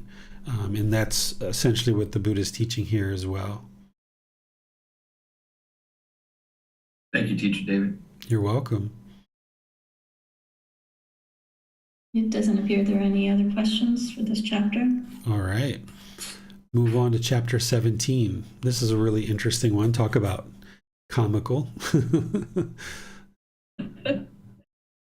Reside with the mind of newly arrived bride. I'm sorry, Manol, I interrupted you. Oh, no, you're great. Thank you. Okay, thank you. Reside with the mind of a newly arrived bride. Monks, when a bride is first brought into the home, whether at night or during the day, at first she sets up a diligent sense of moral wrongdoing and moral concern toward her mother-in-law, her father-in-law, her husband, and even the slaves, workers, and servants. But after some time, as a result of living together and intimacy with them, she says to her mother-in-law, her father-in-law, and her husband, "Go away, what do you know?" So too, when some monks When some monk here has gone forth from the household life into homelessness, whether by night or during the day, at first he sets up a diligent sense of moral wrongdoing and moral concern toward the male ordained practitioners, the female ordained practitioners, the male household practitioners, the female household practitioners, and even toward the monastery workers and novices. But after some time, as a result of living together and intimacy with them, he says even to his teacher and his preceptor, "Go away, what do you know?" Therefore, monks, you should train yourself thus. We will reside with a mind like that of a newly arrived bride. It is in such a way that you should train yourselves. All right. Thank you, Jan. So here, if you've ever had this situation where you've moved into a home that you didn't pay rent for, or you didn't really have a tie to the situation, and maybe you were a guest in somebody's home, you might have experienced for a week or two or three where you were kind of on what we call your P's and Q's, right? You were really ensuring that you were doing everything properly because you didn't want to ruffle any feathers in the situation, because you've got this good situation where, you know, you're being brought into this home, people are taking care of you, you're not having to pay rent or food or what have you, and you're being well taken care of. But the Buddha is saying, you know, after a period of time, you kind of start to get complacent. You start to get comfortable in that situation, and you start not doing things as diligently as you did when you first kind of joined this home. This is what a newly arrived bride does, is that when they first arrive, the Buddha is saying, okay, they're going to be kind of conducting themselves with good, wholesome moral conduct. But after a while of living together, they're going to essentially, maybe their ego comes up, the arrogance comes up, and they kind of, you know, reject the mother-in-law, the father-in-law, and maybe even the husband as well. And the Buddha is relating this to ordained practitioners, that, you know, when they first come in to be ordained and they're living at the temple, they kind of have this moral wrongdoing, this knowing right from wrong, and this moral concern, and being concerned when they do wrong things, and they're looking to improve those things, and they have this interest to do well amongst the ordained practitioners, the household practitioners, and even the workers at the monastery and the novices. But some people at a certain point, after living closely with all these people, they kind of reject their own teacher. They reject their preceptor, which we can talk about what that is if you guys would like to talk about that. And basically this arrogance and this ego comes up, where now this newly ordained person thinks that they're better off than all the other people around them, where initially they were kind of doing the best they could do and showing respect and gratitude and appreciation to everybody. Now they've kind of slacked off of that. They've become complacent.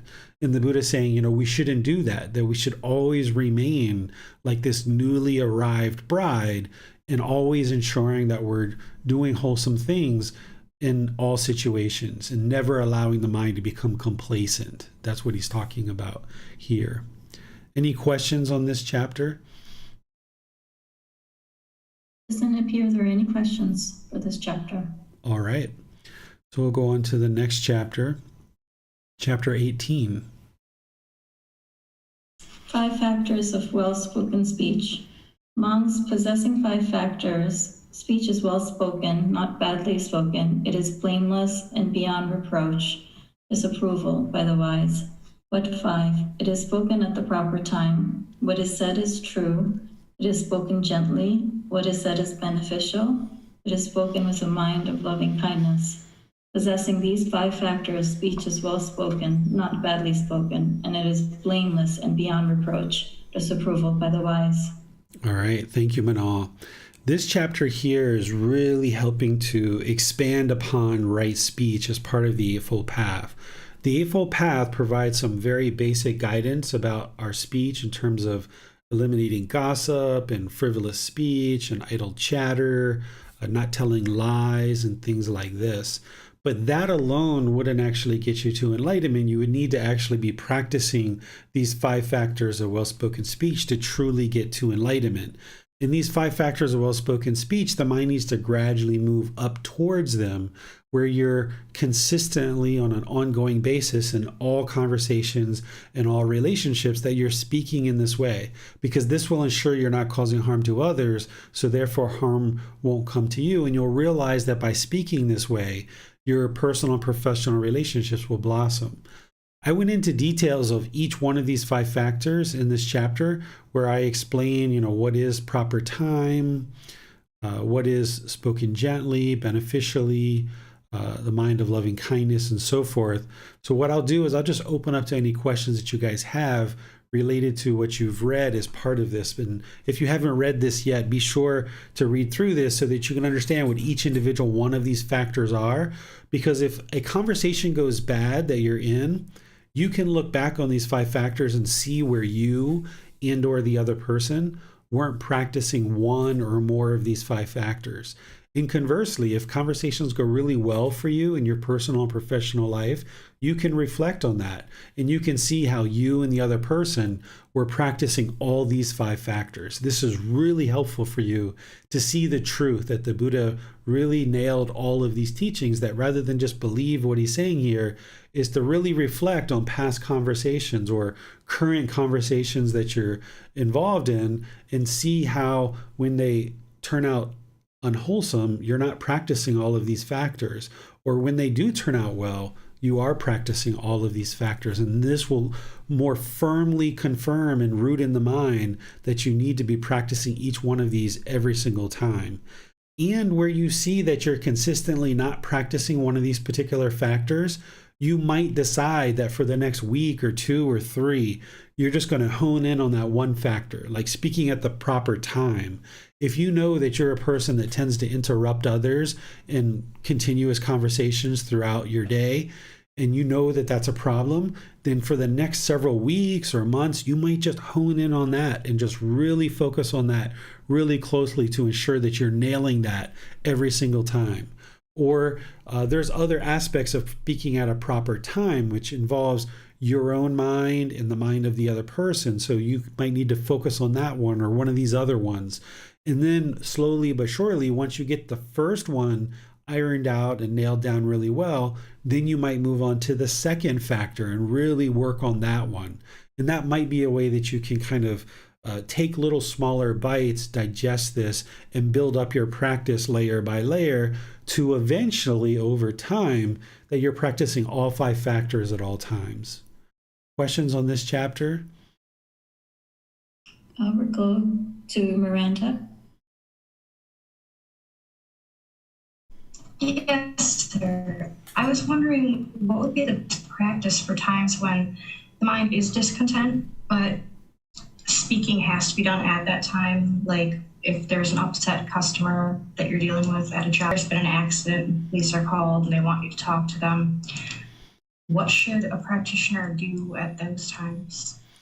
The more that you can remain unaffected, the better. But if those situations like you're talking about where your own craving is arising in a situation where a customer is talking to you and you feel that there's a problem there in the mind, if you can't step away and maybe let another employee talk for you or talk and handle the situation and you have to talk, then you need to try to do that with as much of these 5 factors of well-spoken speech as possible.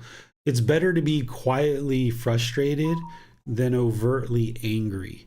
Whenever we're overtly angry with our intentions, speech, and actions, it's going to cause harm in the world and harm is going to come back to us. There's a situation that's in the news in America right now related to this, where if an individual is just quietly frustrated, that's better than being overtly angry. So if your mind is discontent and you have to deal with the situation, try to do that as best as you can with all the wisdom that you can. But just know that your mind being shaken up, it's going to taint what you're trying to accomplish. So if possible, only speak at the proper time when your mind is not discontent. But where you find that your mind is discontent, that's where you need to even really be more patient. You need to really bring in the equanimity, being calm and composed, really doing your best to squash any kind of discontentedness that's arising. Thank you, sir. You're welcome. There are no other questions, Teacher David, for this chapter. All right. We'll move on to chapter 19. We'll go to Donnie. Seeing one another in future lives. Monks, if both husband and wife aspire to see one another not only in this present life, but also in future lives, they should have the same confidence, the same virtuous behavior, the same generosity, and the same wisdom. Then they will see one another not only in this present life, but also in future lives. Both husband and wife are enriched with confidence, charitable, and mentally disciplined, living their lives righteously, addressing each other with pleasant words. Then, many benefits accumulate to them, and they reside at ease. Their enemies are saddened when both of them are the same in virtue or moral conduct.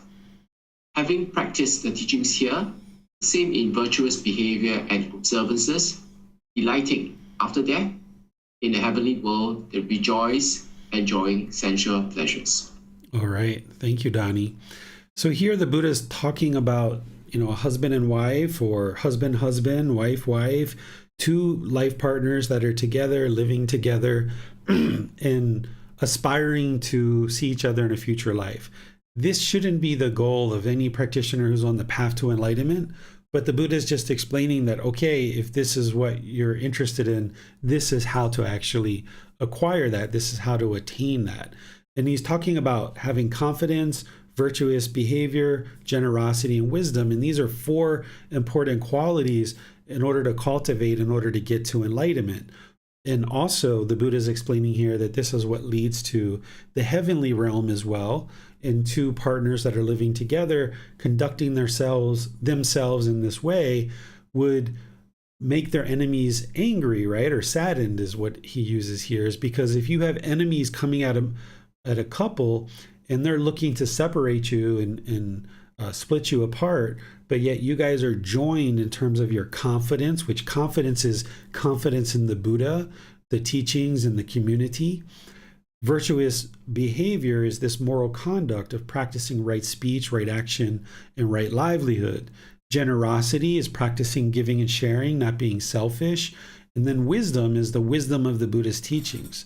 And the Buddha is saying if you practice in this way as part of your relationship, then your enemies would be saddened because you guys are so much joined together in terms of the way you conduct yourself in life.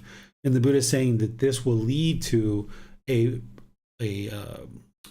better rebirth in terms of being reborn into a heavenly realm, the heavenly world. And then there he's saying, okay, these beings essentially enjoy sensual pleasures because in the heavenly realm, those beings only experience pleasant feelings. They don't experience painful feelings and feelings that are neither painful nor pleasant. Again, I'll just share that this shouldn't be the goal of anybody who's interested to attain enlightenment, but the Buddha is explaining, okay, short of enlightenment, this is what you can experience. Questions on this chapter?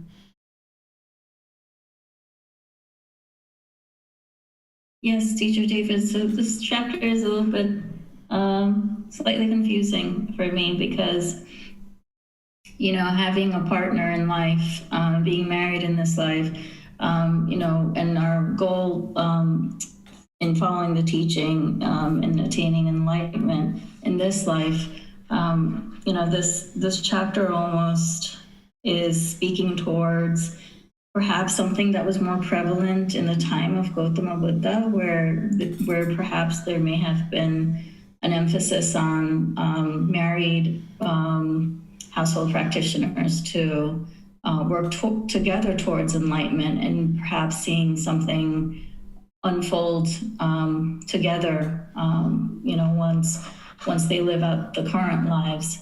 So, I appreciate your kind of, explanation below, but just a curiosity, where this may have kind of come about where he's speaking towards married couples, following the path together and potentially having something in the heavenly realm. It's just a little bit, of a curious chapter for me. Yeah, it's always important to not look at the Buddha's teachings in isolation. Sometimes if somebody reads a chapter like this, if you look at it in isolation, you would think like, oh, okay, so that's the goal of to get married, to live together in a certain way, reborn in a heavenly realm and live together there too. But this is not the goal of the Buddhist teachings. So if somebody looked at this in isolation, they might come away with that thought.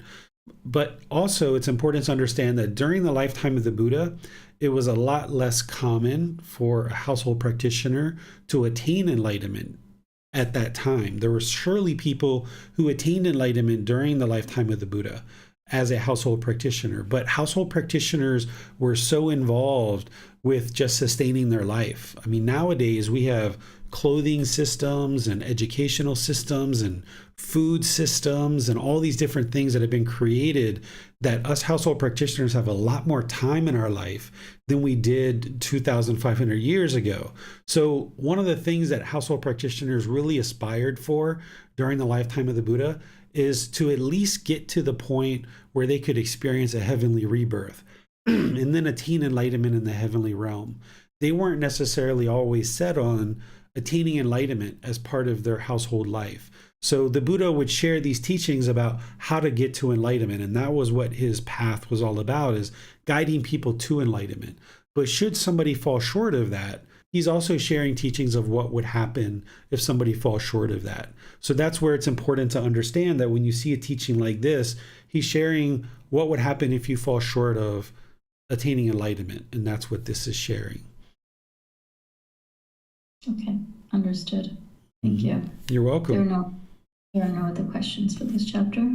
All right, so now we go to the very last chapter for today's class.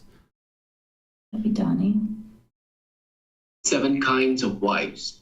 Then, in the morning, the perfectly enlightened one dressed, took his bowl and robe, and went to the residence of the householder Anathapindika, where he sat down on the seat that was prepared for him. Now, on that occasion, people in Anathapindika's residence were making an uproar and a disturbance. Then, the householder Anathapindika approached the perfectly enlightened one, paid homage, respect to him, and sat down to one side. The perfectly enlightened one then said to him, "Householder, why are people in your residence making such an uproar and a disturbance? One would think this was fishermen at a haul of fish. This, Venerable Sir, is my daughter-in-law, Sujata, who is rich and has been brought here from a rich family. She doesn't obey her father-in-law, her mother-in-law, or her husband. She doesn't even honor, respect, appreciate, and venerate the perfectly enlightened one." Then the perfectly enlightened one addressed Sujata. "Come here, Sujata." "Yes, Venerable Sir," she replied. She went to the perfectly enlightened one, paid homage, respect to him, and sat down on one side. The perfectly enlightened one then said to her, "Sujata, a man might have seen 7 kinds of wives." "What 7? One like a killer, one like a thief, one like a tyrant, one like a mother, one like a sister, one like a friend, and one like a helper. A man might have these 7 kinds of wives. Which one are you?" "Venerable Sir, I do not understand in detail the meaning of this sentence that the perfectly enlightened one has spoken in brief. Please let the perfectly enlightened one teach me the teachings in such a way that I might understand in detail the meaning of the sentence spoken in brief." "Then listen and attend closely, Sujata. I will speak." "Yes, Venerable Sir," she replied. The perfectly enlightened one said this. 1. With hateful mind, lacking of compassion, lusting for others, despising her husband, she seeks to kill the one who brought her with wealth. A wife like that is called a wife and a killer. 2. When a woman's husband acquires wealth by hard labor at a craft, trade, or farming, she tries to steal it, even if he earns but little. A A wife like this is called a wife and a thief. 3. The lazy glutton, unwilling to work, harsh, fierce, rough in speech, a woman who dominates her supporters. A wife like this is called a wife and a tyrant. 1. Always compassionate and sympathetic, regards her husband as a mother with a son, who protects the wealth he earns. A wife like this is called a wife and a mother. 5. He who holds her husband in high regard as younger sister with her elder brother, careful to do tasks well, following her husband's will. A wife like this is called a wife and a sister. 6.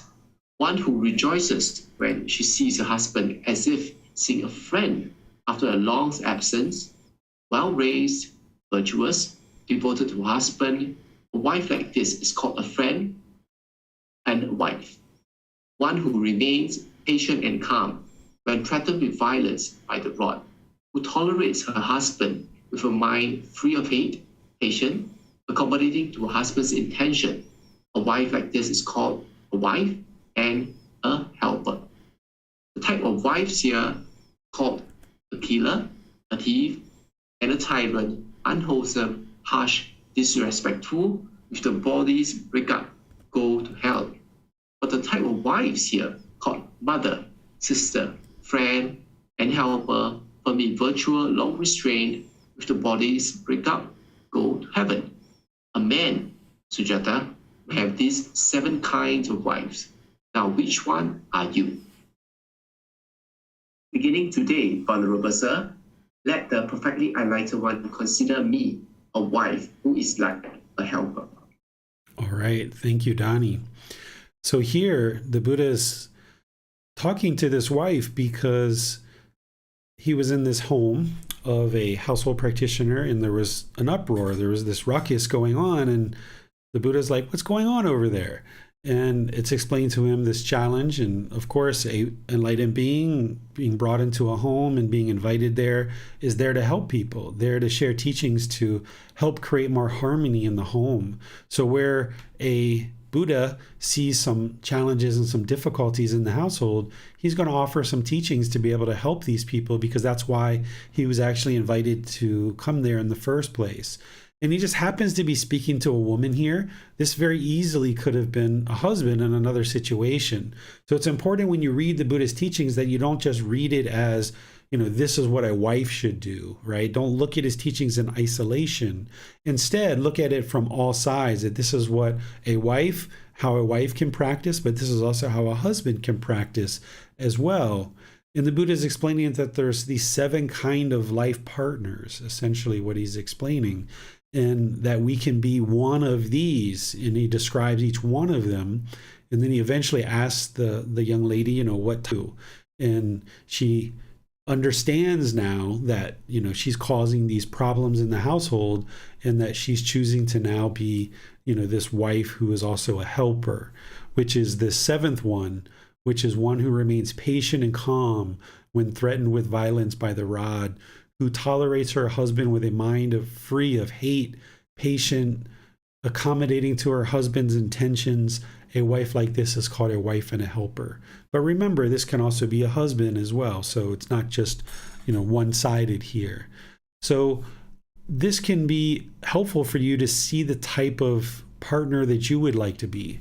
Of course, if you're having a relationship with a partner, you're not interested in being any of these first 3. That would be problematic in the relationship. And when you see these things, if you have any of these qualities, you would like to get rid of them so that you're no longer doing those things. And instead, you would like to cultivate these other qualities of these 4.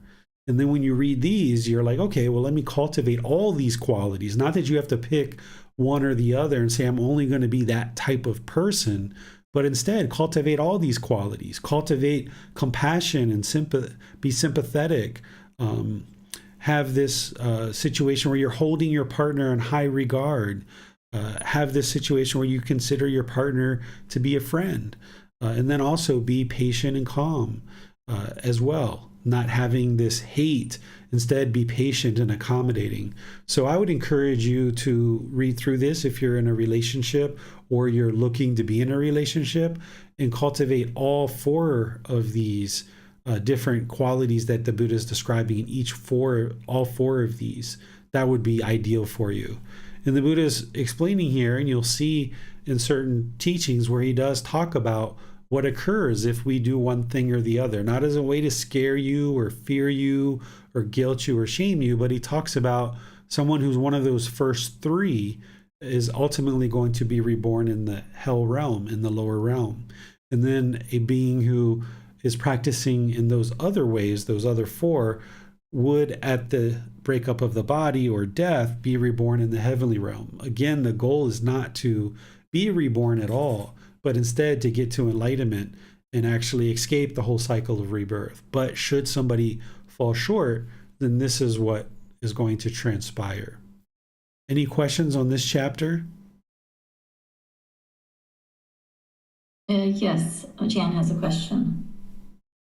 Thank you, Manal. Thank you, Teacher David. There's something I've been wondering for a little while now, because I'm involved in several social justice groups. I feel that I'm having trouble understanding situations where I sense that somebody ought to stick up for themselves. I feel that I understand what the Buddha is saying intellectually, that we should be compassionate and helpful. But when I see things like, you should be patient if somebody beats you with a rod, I understand the historical context of that, but I also feel that it's valuable for us to figure out ways that we can improve how people are treated by society. We shouldn't have slavery. That's, to me, wrong, right? We shouldn't have situations where people can't drink from a water fountain or have to sit at the back of the bus because of the color of their skin. It's not good for society. So I'm struggling a bit with trying to reconcile my views on social justice with some of those readings that we're trying to understand. Any guidance would be very much appreciated. Thank you. Sure. So it's important to see clearly that the Buddha is not saying that when somebody is being beaten, that they should remain patient and calm. He's saying here that if you're threatened with violence, to remain patient and calm.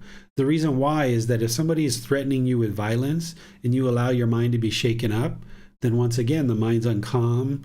There's not mindfulness, there's not concentration, so there's not going to be access to wisdom to be able to make wise decisions in that situation. So there you might actually make the situation worse. So he's not saying that you should accept a beating, right? He's just saying, okay, if someone threatens you with violence, remain patient and calm. He's not saying that somebody should threaten their life partner with violence. That's not what he's saying here. He's saying that if you experience this situation, remain patient and calm.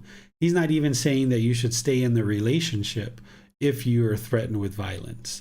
Instead, he's just saying remain patient and calm, because the opposite of that is not going to result in any beneficial outcome for you. So what you're describing and what the Buddha is describing is actually the same. I think you might just have read something a little bit different here in terms of thinking that the Buddha was suggesting that we should allow a beating to occur. Mm-hmm. And then the other, thank you, that's helpful. Yeah, the other thing I'll share with you, Jan, is that what was I going to share there? It was something along the lines of you mentioned like sticking up for yourself, right? In certain situations, when we think about sticking up for ourselves, that's that self, right? That's that personal existence view from that first fetter. Thinking that with arrogance or pride, that ego kicks in, like, okay, this person just degraded me with words, and now I've got to fight back. But this doesn't actually create any beneficial outcome. That if somebody is aggressive and hostile with you and is vindictive and hateful, what benefit does it come from that when we become hateful, vindictive, and hostile and aggressive back. It actually doesn't create anything. So when we think about sticking up for ourself, that's where the ego is coming in because of that personal existence view and that conceit where the mind wants to stick up for ourselves. Where in a situation where someone's being hostile or aggressive or vindictive or hateful towards this being that we call David, I would just walk away. I would just leave because there's nothing that I can say that's going to get through to that person. They've already made up their mind through their moral conduct and through their lack of wisdom. I'm going to be vindictive. I'm going to be hateful. I'm going to be aggressive. I'm going to be hostile. And I'm going to vent this at David. And if I was that same way back, that just means my own mind is shaken up by their own words. And if I were to remain in that situation, then it's not really going to be beneficial. So depending on where I'm at, if I was just outside somewhere, I would just probably get up and leave and just ignore the whole situation. I don't need to fight mentally or verbally or physically in order to defend myself because there's no self here. It's just like, okay, I'm going to choose to no longer be involved in this. Whereas if I was at a temple teaching, for example, and somebody was aggressive and hostile and angry towards me, I wouldn't get up and leave because I'm sitting there teaching. But I would ignore this person and just continue to teach. And if they continue to be hostile and aggressive, I would have to take some other action of asking them to leave or asking somebody else to escort them out or something like this. But there's nothing that says in the Buddhist teachings or an enlightened being would even decide to do is to remain in a situation where there's abuse, either physically, verbally, sexually, or otherwise. Oftentimes we have this image of Buddhism or the Buddha or enlightened people as being passive, and that's how we maintain our mental state of enlightenment is by just being passive. But that's actually not true, because that would be one side of the spectrum. The other side of the spectrum would be fighting and aggressive and hostile. But instead, we need to find that middle way where we're not contributing to the hostility and the aggression, but we're also not just sitting back and letting people, throw blows up against our head either and knock us out and knock us unconscious. So we've got to find that middle way where we're not standing up for ourselves out of ego, arrogance, and pride, because that's not going to create any beneficial result. But we're also not just sitting there letting someone walk all over you. But oftentimes walking all over us is oftentimes people's perception based on their own ego. That if somebody says something negative, they feel like they have to defend themselves because of that self and the ego that's there. But when you get rid of that self, when you get rid of that personal existence, when you get rid of that ego, then your mind can remain unaffected when somebody says something harsh or aggressive or hostile or anything like that. Does that help you, Jan? Thank you. Yeah, could I just clarify one other thing? Thank you. I think when I said sticking up for yourself, I wasn't thinking of speaking to somebody immediately. I was thinking more of, for example, if I discovered that all the women in my workplace were being paid less than the men at the same, job level, I would raise that as an issue with my union. I would try to make sure that my workplace is paying everybody equitably. So that's what I would consider sticking up for myself, right? Is to just insist that we be treated fairly and follow whatever channels are available to do that.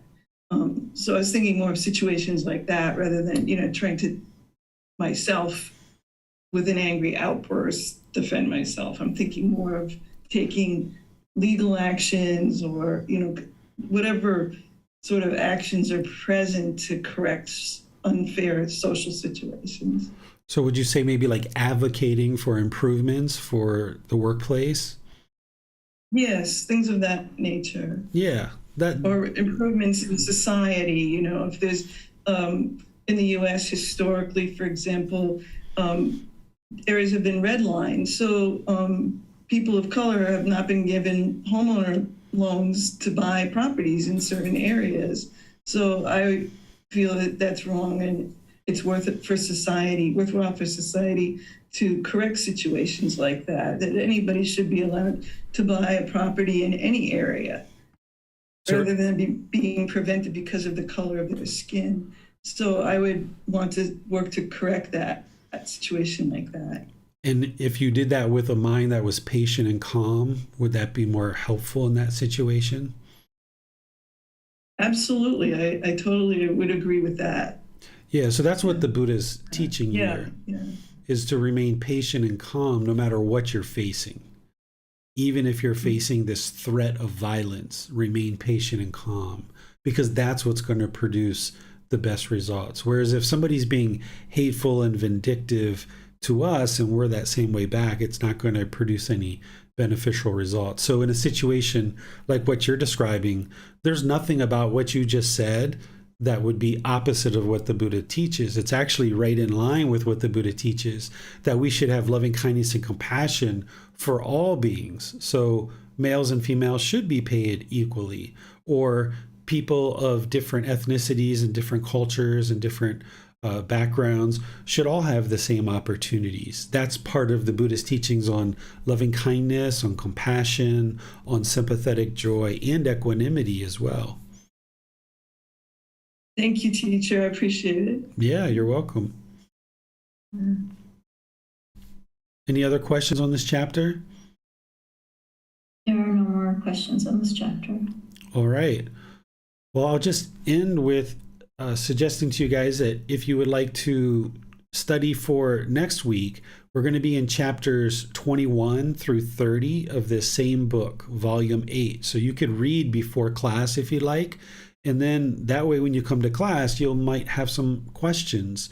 Whereas if you don't have a chance to read at all, sure, you can still come to class and you'll benefit from our time together. But if you read before and or after class, you'll actually get a lot more benefit in studying along and learning these teachings. So we're going to be progressing into the next 10 chapters next week. So thank you all for joining for today's class. If you would like to join tomorrow's class in the group learning program, which is Sunday, we're doing a special kind of unofficial start to the group learning program, which is a class where students are just going to get a chance to ask me any questions they like about my life or my childhood or my adult life or anything that I was involved with in the past or that I'm involved with now or something that I'm going to be doing in the future. You guys are welcome to ask any and all questions that you like as a way to get to know me better. And if there's any struggles or difficulties that I've had in my life that can help you, then you're welcome to ask any of those questions and I'll share any insight or wisdom that I gained along the way to help you in your life. Or if there's any certain struggles that you're encountering now, or you'd like to know, what were the challenges and the most difficult periods of me learning and practicing this path, or what's it like to live in a house with a wife and a son while still practicing these teachings? And how do you find the time to write all those books while you're still a father and you live in a household environment? And how do you find the time to teach all these classes and give all the personal guidance and all the things you do? You can ask me any and all questions that you like that are helpful to benefit your life. And then next Wednesday, which is about 5 days from now, we're going to actually have the official restart of the group learning program. And in that class on Wednesday, I'm going to be sharing with you kind of how to get the most benefit out of the group learning program and how to progress forward in the group learning program. So I'm going to be starting you off with all of that on Wednesday. So thank you all for joining for today's class. I'll see you either next Saturday, maybe tomorrow in Sunday's class, or next Wednesday. So we'll see you then. Have a very lovely rest of your day. Sawadee khap.